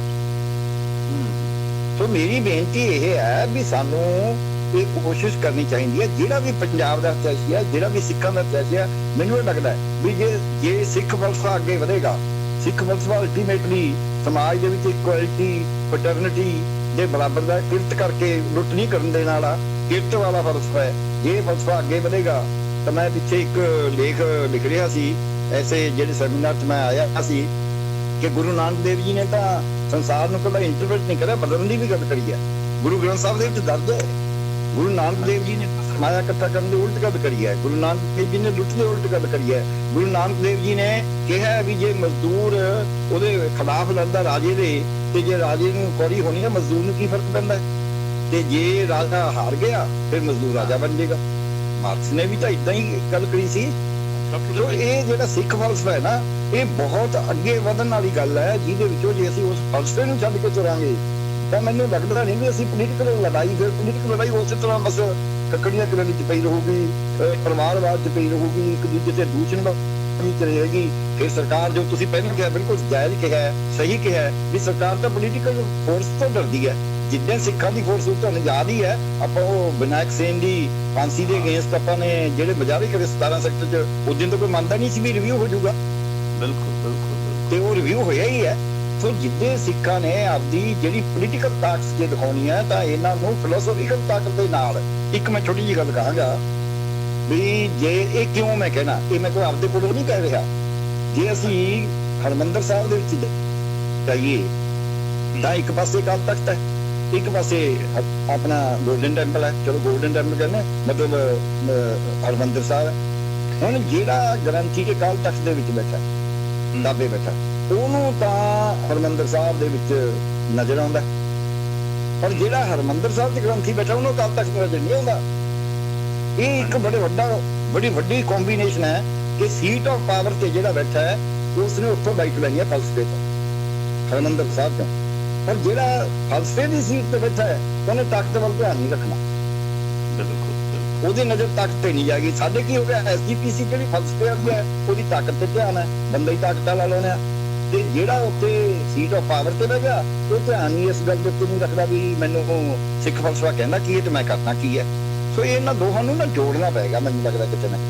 ਵੈਸੇ ਮੇਰਾ ਕੁਐਸਚਨ ਹੈਗਾ ਜੀ ਇੱਥੇ ਐਸੇ ਪੁਆਇੰਟ ਹਾਂਜੀ ਡਿਪੈਂਡੈਂਟ ਜਾਂ ਵਿੱਚ ਜਿਹੜਾ ਹਾਂਜੀ ਹਾਂਜੀ ਹਾਂਜੀ ਬਾੜ ਕੇਸ ਨੂੰ ਕਾਈ ਅੱਲਾ ਲੈ ਲਈ ਕੁਰਬਾਨੀ ਰਹਿ ਗਈ। ਇਹ ਜਦੋਂ ਕਿਤੇ ਹੋ ਰਹੀਆਂ ਸੀਗੀਆਂ 90 ਦਾ ਦੌਰ ਹੈ, ਉਸ ਦੇ ਜਿੱਦਾਂ ਤੁਸੀਂ ਆਪਣੇ ਆਪ ਨੂੰ ਵੀ ਇਨਕਲੂਡ ਕਰਿਓ ਤੇ ਹੋਰ ਜਿਹੜੇ ਹਿਊਮਨ ਰਾਈਟਸ ਲਾਇਰਸ ਨੇ ਉਹਨਾਂ ਨੇ ਉਹ ਕੀ ਕੀਤਾ ਜਾਂ ਨਹੀਂ ਕੀਤਾ, ਬਾਅਦ ਵਿੱਚੋਂ ਅਸੀਂ ਕਰਨਾ ਪ੍ਰੋ ਰਿਐਕਟਿਵਲੀ ਕਹਿ ਲਓ ਜਾਂ ਬਿਊਟੀਫੁਲੀ ਡਿਫਰੈਂਟ ਜਾਂਦਾ ਹੈ, ਵਿਚ ਐਪਰੀਸ਼ੀਏਟਡ। ਪਰ ਜਦੋਂ ਉਹ ਕੀਤਾ ਸੀਗਾ, ਜਦੋਂ ਕਿਲਿੰਗ ਹੋ ਰਹੀਆਂ ਸੀਗੀਆਂ, ਤੇ ਉਸ ਵੇਲੇ ਲੌਬਿੰਗ ਕਿਵੇਂ ਚੱਲਦੀ ਸੀ ਕਿ ਆਹ ਕੰਮ ਕਿਵੇਂ ਉਦੋਂ ਜਦੋਂ ਨਾਰਥ ਦੇ ਵਿੱਚ ਨਾ ਜੀ ਕੋਰਟ ਆਲਮੋਸਟ 80% ਇਨਫੈਕਟਿਵ ਹੋ ਗਏ ਸੀ। 80% ਦਾ ਮਤਲਬ ਕਿ ਹੇਬੀਅਸ ਕਾਰਪਸ ਨੂੰ ਆਪਾਂ ਪੜ੍ਹਾਇਆ ਜਾਂਦਾ ਹੈ ਕਿ ਮੈਟਰ ਆਫ ਰਾਈਟ ਹੈ, ਜਦੋਂ ਤੁਸੀਂ ਕਰੋਗੇ ਤਾਂ ਨੋਟਿਸ ਹੋਏਗਾ ਸਰਕਾਰ ਤੋਂ ਪੁੱਛਿਆ ਜਾਏਗਾ ਕਿ ਬੰਦਾ ਕਿੱਥੇ ਹੈ। ਉਸ ਦੌਰਾਨ ਦੇ ਵਿੱਚ ਹੇਬੀਅਸ ਕਾਰਪਸ ਪਟੀਸ਼ਨ ਤੇ ਨੋਟਿਸ ਵੀ ਨਹੀਂ ਹੁੰਦਾ ਸੀ, ਸਮੈਰੀਲੀ ਡਿਸਮਿਸ ਹੋ ਜਾਂਦੀ ਸੀ, ਤੇ ਉਹਨਾਂ ਵਕੀਲਾਂ ਨੂੰ ਕਹਿੰਦੇ ਹੁੰਦੇ ਸੀ ਕਿ ਇਹ ਤਾਂ ਸਿੰਪਥਾਈਜ਼ਰ ਹੈ, ਦੇ are aiding the militants, they are aiding the terrorist movement ਜਿਹੜਾ। ਮਗਰ ਫਿਰ ਵੀ ਉਸ ਦੇ ਬਾਵਜੂਦ ਵੀ ਇਹ ਨਹੀਂ ਕਿ ਪਟੀਸ਼ਨਾਂ ਫਾਈਲ ਨਹੀਂ ਹੋਈਆਂ, ਮਗਰ ਉਹਦਾ ਰਿਜ਼ਲਟ ਉਦੋਂ ਸ਼ੁਰੂ ਹੋਏ ਜਦੋਂ ਕਿ ਟ੍ਰਾਂਸਫਰ ਪਾਲਿਸੀ ਨਾਲ ਬਾਹਰਲੇ ਜੱਜ ਆਏ ਪੰਜਾਬ ਦੇ ਵਿੱਚ 93 ਦੇ ਵਿੱਚ। ਤੋਂ ਬਾਅਦ ਥੋੜਾ ਜਿਹਾ 94 ਵਿੱਚ 1/3 ਆਫ ਜੱਜਿਸ ਆ ਗਏ ਸੀ ਬਾਹਰੋਂ। ਉਹਨਾਂ ਨੂੰ ਦੇਵਰ ਨਾਟ ਬਾਇਸਡ। ਉਹਨਾਂ ਨੇ ਫਿਰ ਇਨਕੁਆਇਰੀ ਸ਼ੁਰੂ ਕੀਤੀਆਂ ਹੇਬੀਅਸ ਕਾਰਪਸ ਤੇ ਐਕਸ਼ਨ ਲੈਣਾ ਸ਼ੁਰੂ ਕੀਤਾ, ਤਾਂ ਥੋੜੀਆਂ ਬਹੁਤੀਆਂ ਪ੍ਰੋਸੀਕਿਊਸ਼ਨ ਫੋਲੋ ਹੋਈਆਂ। ਅਦਰਵਾਈਜ਼ ਐਜ਼ ਅ ਮੈਂ ਆਪਣਾ ਵੀ ਦੇਖ ਰਿਹਾ, ਕਿਉਂਕਿ ਹਾਲਾਂਕਿ ਮੈਂ ਯੰਗ ਲਾਇਰ ਸੀ, ਪਰ ਸਾਡਾ ਜਿਹੜੇ ਕੇਸਿਸ ਤਾਂ ਉਦੋਂ ਹੀ ਸਟਾਰਟ ਹੋਏ 87 88 89। ਸੋ ਅਸੀਂ ਤਾਂ ਉੱਦਾਂ ਦਾ ਕੰਮ ਕਰਦੇ ਰਹੇ ਸੀ, ਐਂਡ ਅਲਟੀਮੇਟਲੀ 5-7 ਲਾਇਰਸ ਨੂੰ ਇਹਨਾਂ ਨੇ ਮਾਰ ਦਿੱਤਾ, ਜਰਨਲਿਸਟ ਨੂੰ ਵੀ ਮਾਰਤਾ। ਤੇ ਫਿਰ ਥੋੜੇ ਬਹੁਤ 95 ਤੋਂ ਬਾਅਦ ਤਾਂ ਚਲੋ ਉਸ ਸਭ ਦਾ ਡਰ ਖਤਮ ਹੋ ਗਿਆ ਸੀ, ਕਿਲਿੰਗ ਬੰਦ ਹੋ ਗਈਆਂ ਸੀ 96 ਤੋਂ ਬਾਅਦ। ਮਗਰ ਇਸ ਦੌਰਾਨ ਹਾਲਾਂਕਿ ਪਟੀਸ਼ਨਾਂ ਪੈਂਦੀਆਂ ਨਹੀਂ ਆ, ਮਗਰ ਉਹਦਾ ਰਿਜ਼ਲਟ ਬਿਲਕੁਲ ਜ਼ੀਰੋ ਹੁੰਦਾ ਸੀ। 94-5 ਤੋਂ ਬਾਅਦ ਇਨਕੁਆਇਰੀ ਸ਼ੁਰੂ ਹੋਈਆਂ। ਸਭ ਤੋਂ ਪਹਿਲੀ ਇਨਕੁਆਇਰੀ 90 ਦੇ ਸੁਪਰੀਮ ਕੋਰਟ ਨੇ ਕੀਤੀ ਸੀ, ਉਸ ਤੋਂ ਬਾਅਦ 93-4 ਦੇ ਨਵੀਆਂ ਇਨਕੁਆਇਰੀਆਂ ਸ਼ੁਰੂ ਹੋਈਆਂ, ਐਂਡ ਮੇਜਰ ਇਨਕੁਆਇਰੀਆਂ ਹੌਟ ਹੋ ਗਈਆਂ ਸੀ 2000। ਤੇ ਬਾਹਰੇ ਕੇਸਿਸ ਵੀ ਉਦੋਂ ਹੀ ਆਏ, ਬਾਕੀ ਕੇਸਿਸ ਤਾਂ ਬਾਅਦ ਬਹੁਤ ਦੇਰ ਬਾਅਦ ਜਿਹੜੇ ਡਿਲੇ ਤੇ ਇਹਨਾਂ ਨੇ ਡਿਸਮਿਸ ਕਰਦੇ ਬਹੁਤ ਜ਼ਿਆਦਾ। And large number of cases follow up ਇਸ ਲਈ ਵੀ ਨਹੀਂ ਹੋਏ ਕਿਉਂਕਿ ਬਾਹਰਲੇ ਕੇਸਿਸ ਦਿੱਤੇ ਸੀ। ਸਿਮਰ ਸਿੰਘ ਮਾਨ ਨੇ ਰੰਜਨ ਲਖਨਪਾਲ ਨੂੰ, ਅਸੀਂ ਉਹਨਾਂ ਨੂੰ ਬੜੀ ਕੋਸ਼ਿਸ਼ ਕੀਤੀ ਉਹ ਕੇਸਿਸ ਦੀ ਡਿਟੇਲਸ ਲੈਣ ਲਈ, but most of cases details ਦਿੱਤੀਆਂ ਨਹੀਂ ਗਈਆਂ। ਹਾਲਾਂਕਿ ਸਭ ਤੋਂ ਜ਼ਿਆਦਾ ਕੇਸ ਮਾਨ ਸਾਹਿਬ ਨੇ ਰੈਫਰ ਕੀਤੇ ਸੀ, वो केसेस किसी केस च कोई सजा नहीं हुई, क्यों नहीं हुई why they have not been followed up, ये हो दस सकते नहीं। बट ये 90s ਦੇ ਵਿੱਚ ਮੇਜਰ ਕੇਸਿਸ ਵਰ ਡਿਵਰਟਡ, victim used to approach Samran Singh Maan and he had another set of team lawyers, ਤੇ ਉਹ ਵੀ ਫਾਈਲ ਤਾਂ ਉਹ ਵੀ ਕਰਦੇ ਸੀ, ਬਟ ਉਹਦਾ ਕੋਈ ਰਿਜ਼ਲਟ ਨਹੀਂ ਨਿਕਲਿਆ ਇਨ ਦਾ ਸੈਂਸ ਕਿ ਬਾਅਦ ਫੋਲੋ ਅਪ ਨਹੀਂ ਹੋਇਆ ਕੇਸ ਮੋਸਟ ਆਫ। ਇੱਕ ਹੋਗੀ ਲੀਗਲ ਵੌਇਸ, ਕੋਈ ਸੋਸ਼ਲ ਵੌਇਸ ਵੀ ਸੀ। ਸੋਸ਼ਲ ਵੌਇਸ ਸੀ ਜਿਹੜੀ ਸਾਡੇ ਜਿਹੜੇ father the team C, general Narendra Singh, Bibi Baljit Kaur, Sukhjit Kaur, Ajit Singh Gans, they were active in the field also, हर जगह। Finally इसलिए उन्होंने फिर stop कर 92 they had to be arrested। Colonel Pratap Singh से who made a Khalsa Raj party and he was active and they were going in the field also, मगर बहुत घट सी no doubt, क्योंकि ਜਿਹੜਾ ultimately उस वेले ਇਹਨਾਂ ਨੇ सਭ ਤੋਂ best ਬੰਦੇ ਸਾਡੇ डेसिमेट ਹੋए from both, ਜਿਹੜੇ ਸੀ ਤਾਂ ਚਲਾਕ politician ईमानदार सी, लाइक पाशवा के कॉमरेड, ग्राउंड लेवल ऑन ਜਿਹੜੇ who spoke against the atrocities, ਚਾਹੇ against the Sikhs और ਜਿਹੜਾ ਚਾਹੇ ਸਰਕਾਰ ਕਰਦੀ ਸੀ, ਉਹ ਉਹਨਾਂ ਨੂੰ ਜਾਂ ਕਿਸੇ ਨੇ ਮਾਰਤਾ, ਉਹ ਬੜੇ ਲਾਰਜ ਲੈਵਲ ਤੇ ਅਸੈਸੀਨੇਟ ਹੋਏ। ਉਹਦੇ ਨਾਲ ਕੀ ਹੋਇਆ, we actually had a leadership deficiency ਜਦੋਂ ਰਿਸਟੋਰ ਹੋਇਆ ਇਲੈਕਟਰਲ ਪ੍ਰੋਸੈਸ, ਤਾਂ ਇਸ ਕਰਕੇ ਫਿਰ ਉਹੀ ਪੁਰਾਣੇ ਪੋਲੀਟੀਸ਼ੀਅਨ ਨੂੰ ਮੌਕਾ ਮਿਲ ਗਿਆ। But all these politicians who survived, anybody who spoke from 85 to 95, grassroots level ਤੇ ਉਹ ਮਾਰਿਆ ਗਿਆ ਕਿਸੇ ਨਾ ਕਿਸੇ ਗਰੁੱਪਸ ਤੋਂ, ਜਿਹੜਾ I could C the criminal groups ਨਾਲ ਉਹਨੂੰ ਕਹਿਣਾ ਚਾਹੁੰਦਾ, ਚਾਹੇ ਉਹ ਪੁਲਿਸ ਦਾ ਹੋਵੇ ਚਾਹੇ ਦੂਸਰੇ ਦਾ ਹੋਵੇ। ਐਂਡ ਮਗਰ ਜਿਹੜੇ ਕਨਵੈਨਸ਼ਨਲ ਪੋਲਿਟਿਕਸ ਜਿਹੜੇ ਉਸ ਵੇਲੇ ਚੁੱਪ ਰਹੇ, ਉਹ ਸਰਵਾਈਵ ਕਰ ਗਏ ਐਂਡ ਅਲਟੀਮੇਟਲੀ ਉਹਨਾਂ ਨੇ ਫਿਰ ਪਾਵਰ ਲੈ ਲਈ and therefore the same politics followed even after 10 years of major struggle ਵੀ ਕਹਿ ਲਓ, ਮੇਜਰ ਐਟਰੋਸਿਟੀਜ਼ ਕਹਿ ਲਓ, ਮੇਜਰ ਡਿਸਟਰਬੈਂਸ ਕਹਿ ਲਓ, major area time of sacrifice कह लो, मगर zero result निकला in terms of the better leadership or better reform or governance। कई बार किसी स्ट्रगल नाल भी तो कोई चीज़ चंगियां निकलती हैं, बट वो भी नहीं निकली हैं क्योंकि चंगे बंदे एक्चुअली इस दौरान बहुत मारे गए। जी ਉਹਦੀ ਵਜ੍ਹਾ ਵੀ ਬੈਂਸ ਸਾਹਿਬ ਜੇ ਨੈਗੇਟਿਵ ਕਹਿ ਦਈਏ ਤਾਂ ਜ਼ਿਆਦਾ ਠੀਕ ਰਹੇਗਾ ਮੈਨੂੰ ਲੱਗਦਾ। हाँ नेगेटिव ज़्यादा होया। देखो दरअसल से कनेडियन वर्ग इतने पुराने कॉमरेड वो मारे गए, ਗ੍ਰਾਸ ਲੈਵਲ ਛੋਟੇ ਛੋਟੇ ਪਿੰਡਾਂ ਵਿੱਚ ਜਿਹੜਾ ਚੰਗਾ ਬੰਦਾ ਸੀ ਉਹ ਮਾਰਿਆ ਗਿਆ। ਮੈਂ ਇੱਕ ਥੋੜਾ ਜਿਹਾ ਇਨਸੀਡੈਂਸ ਦੱਸਦਾ ਬੈਂਸ ਸਾਹਿਬ, ਅਗੀ ਇਹ ਨੇ ਇੱਥੇ ਵੀ ਇਹ ਫੜ ਕੇ ਜਿਹੜੇ ਮਾਰਦੇ ਸੀ, ਚਾਹੇ ਸਿਕਿਉਰਿਟੀ ਫੋਰਸਿਸ ਜਿਵੇਂ ਮਰਜ਼ੀ ਫੜ ਕੇ ਮਾਰਦੀਆਂ ਸੀ। ਮੈਂ ਉਹਨਾਂ ਦਿਨਾਂ 'ਚ ਵੀਡੀਓ ਸਟਾਰ ਦੇ ਦਿਨਾਂ 'ਚ ਮੈਂ ਗੁਰਦਾਸਪੁਰ 'ਚ ਐਕਟਿੰਗ ਐਸਐਮਓ ਸੀ। 3 ਜੂਨ 1984 ਨੂੰ ਸੰਡੇ ਦਾ ਦਿਨ ਸੀ। ਠੀਕ ਹੈ ਜੀ। ਉਸ ਤੋਂ ਬਾਅਦ ਵੀ ਸਾਡੇ ਕੋਲ ਆਉਂਦੇ ਰਹੇ, ਜਿਹੜੇ ਨਸ਼ਰਾ ਮਿਰਜ਼ਾ ਸਿੰਘ ਇੰਦਰਾ ਗਾਂਧੀ ਦੇ ਕਤਲ ਤੋਂ ਬਾਅਦ ਪਹਿਲੀ ਵਾਰੀ ਬੱਸ 'ਚ ਕਤਲ ਹੋਏ, ਉਹ ਵੀ ਸਾਡੇ ਕੋਲ ਹੀ ਆਏ। ਹਾਂਜੀ, ਤੇ ਮੈਂ ਉੱਥੇ ਦੇਖਿਆ ਵੀ 2-3 ਗੱਲਾਂ, ਕਿਉਂਕਿ ਮੈਂ ਸਟੈਂਡ ਲੈਂਦਾ ਸੀ ਆਪਣਾ ਮੈਨੂੰ, ਪਰ ਇਹ ਜਿਵੇਂ ਕਹਿੰਦੇ ਨੇ ਨਾ ਵੀ ਜਿਹੜੇ ਬੰਦੇ ਸਿੰਪੈਥੈਟਿਕ ਸੀ ਉਹਨਾਂ ਦੇ, ਉਹ ਵੀ ਸੈਂਟੀਮੈਂਟਲੀ ਸਿੰਪੈਥੈਟਿਕ ਸੀਗੇ, ਸੱਚੀ ਮੁੱਚੀ ਸਿੰਪੈਥੈਟਿਕ ਸੀ, ਪਰ ਟੈਕਨੀਕਲੀ ਉਹ ਵੀ ਨਹੀਂ ਦੇਖਦੇ ਸੀ। ਜਿਵੇਂ ਤੁਸੀਂ ਪਹਿਲਾਂ ਕਿਹਾ ਨਾ ਕੇਸਾਂ ਦੀ ਗੱਲ 'ਚ, ਇੱਕ ਛੋਟੀ ਜਿਹੀ ਐਗਜ਼ਾਮਪਲ ਦੇਵਾਂਗਾ। 2 ਪੁਲਿਸ ਨੇ ਕਿਹਾ ਵੀ ਮੁਕਾਬਲੇ ਹੋ ਗਏ, ਇੱਕ ਹੋਇਆ ਫਤਿਹਗੜ੍ਹ ਚੂੜੀਆਂ ਦੀ ਬਾਰਡਰ ਤੇ ਇੱਕ ਹੋਇਆ ਆਪਣਾ ਇੱਧਰ ਬਰਹਾਮਪੁਰ ਦੀ ਬਾਰਡਰ ਤੇ। ਬਰਹਾਮਪੁਰ ਵਾਲਾ ਸਾਡੇ ਕੋਲ ਆਇਆ ਤੇ ਫਤਿਹਗੜ੍ਹ ਚੂੜੀਆਂ ਉਹ ਧਿਆਨਪੁਰ ਵਾਲਾ ਗਿਆ ਬਟਾਲੇ। ਇਹ ਜਿਹੜਾ ਸਾਡੇ ਕੋਲ ਆਇਆ ਸੰਡੇ ਦਾ ਦਿਨ ਸੀ, ਮੈਂ ਮਾਰਕ ਕਰਤਾ ਪੋਸਟਮਾਰਟਮ, ਤੇ ਉਹ ਜਿਹੜਾ ਡਾਕਟਰ ਸੀ ਪੋਸਟਮਾਰਟਮ ਕਰ ਰਿਹਾ ਸੀ, ਤੇ ਮੈਂ ਰਾਉਂਡ ਕਰਕੇ ਜਦ ਉੱਥੇ ਗਿਆ, ਰਸਤੇ ਦੇ ਵਿੱਚੋਂ ਪੁੱਛਿਆ, 2 ਸਿਪਾਹੀ ਸਰਦਾਰ ਆ ਰਹੇ ਸੀ, ਮੈਂ ਕਿਹਾ ਜਿਹੜੇ ਮੁਕਾਬਲਾ ਹੋਇਆ ਸੀ? ਕਹਿੰਦੇ ਹਾਂ ਸਾਹਿਬ ਐਸੇ ਹੋ, ਜਿਵੇਂ ਤੁਸੀਂ ਤਾਂ ਜਾਣਦੇ ਹੋ ਉਹਨਾਂ ਦੀ ਪੁਲਿਸ ਦੀ ਵਰਸ਼ਨ ਵੀ ਐਸੇ ਸਾਹਿਬ ਕਰਾਰ ਕੀ ਹਿੰਦੀ ਬੋਲਦੇ ਨਾ ਵੀ ਹੋ ਜਾਣ ਕੇ। ਤੇ ਮੈਂ ਅੱਗੇ ਥੋੜਾ ਜਿਹਾ ਲੰਘ ਕੇ ਮੈਂ ਯਾਰ ਕਦੇ ਸੁਣਿਆ ਨਹੀਂ ਵੀ ਅੱਤਵਾਦੀ ਮਾਰਿਆ ਗਿਆ ਹੋਵੇ ਤੇ ਪੁਲਿਸ ਦੇ ਝਰੀਟ ਉਹਨਾਂ ਬੱਚੇ। ਤੇ ਅੱਗੇ ਜਾ ਕੇ ਜਦ ਮੈਂ ਪੁੱਛਿਆ, ਉਹ ਡਾਕਟਰ ਸਾਹਿਬ ਕਹੀ ਜਾਣ ਵੀ ਦੇਖਿਆ ਕਿੰਨੇ ਸੋਹਣੇ ਮਸਲ ਨੇ, ਤਾਂ ਹੀ ਤਾਂ ਮੁਕਾਬਲਾ ਕਰਦੇ ਨੇ ਪੁਲਿਸ ਦਾ। ਮੈਂ ਕਿਹਾ ਯਾਰ ਤੂੰ ਛੱਡ, ਇਹ ਮਸਲ ਸੋਹਣੇ ਨੇ ਨਹੀਂ ਸੋਹਣੇ, ਤੇ ਪੁਲਿਸ ਫੌਜ ਦਾ ਮੁਕਾਬਲਾ ਕਰਦੇ, ਤੂੰ ਐਂ ਦੱਸ ਵੀ ਇਹਦੀ ਆਇਡੈਂਟੀਟੀ ਲੱਭੀ ਹੈ, ਦੇਖੀਏ ਤਾਂ? ਕਹਿੰਦਾ ਜੀ ਮੈਂ ਦੇਖ ਲਈ, ਕੋਈ ਨਹੀਂ ਲੱਭੀ। ਮੈਂ ਉਹਨੂੰ ਪੀਏ ਨੂੰ ਆਖਿਆ, ਮੈਂ ਕਿਹਾ ਚੱਲ ਤੂੰ ਆ ਚੁੱਕੇ ਦੀ ਪੈਂਟ ਚੁੱਕੀ, ਕੁਝ ਨਹੀਂ ਲੱਭਿਆ। ਸ਼ਰਟ ਚੁੱਕੀ, ਬੈਂਸ ਸਾਹਿਬ ਨਵੀਂ ਸ਼ਰਟ, ਤੁਸੀਂ ਵਕੀਲ ਦੇ ਤੌਰ ਤੇ ਸਮਝ ਸਕਦੇ ਹੋ, ਨਵੀਂ ਸ਼ਰਟ, ਉਹਦੇ ਉੱਤੇ ਲਿਖਿਆ ਦੀਨਾਨਗਰ, ਟੇਲਰ ਦੀ ਜਿਹੜੀ ਪਰਚੀ ਜਿਹੀ ਹੁੰਦੀ ਹੈ ਕਾਲਰ ਤੇ, ਦੀਨਾਨਗਰ 432 ਨੰਬਰ। ਮੈਨੂੰ ਹੁਣ ਤੱਕ 32 ਨੰਬਰ, ਟੈਲੀਫੋਨ ਨੰਬਰ 32 ਦੀਨਾਨਗਰ। ਮੈਂ ਉਹ ਕਿਹਾ ਇਹਨ ਕੋਲ ਮਾਰਕ, ਪੁਲਿਸ ਦੇ ਰੰਗ ਉੱਡ ਗਿਆ ਉਹਦੀ,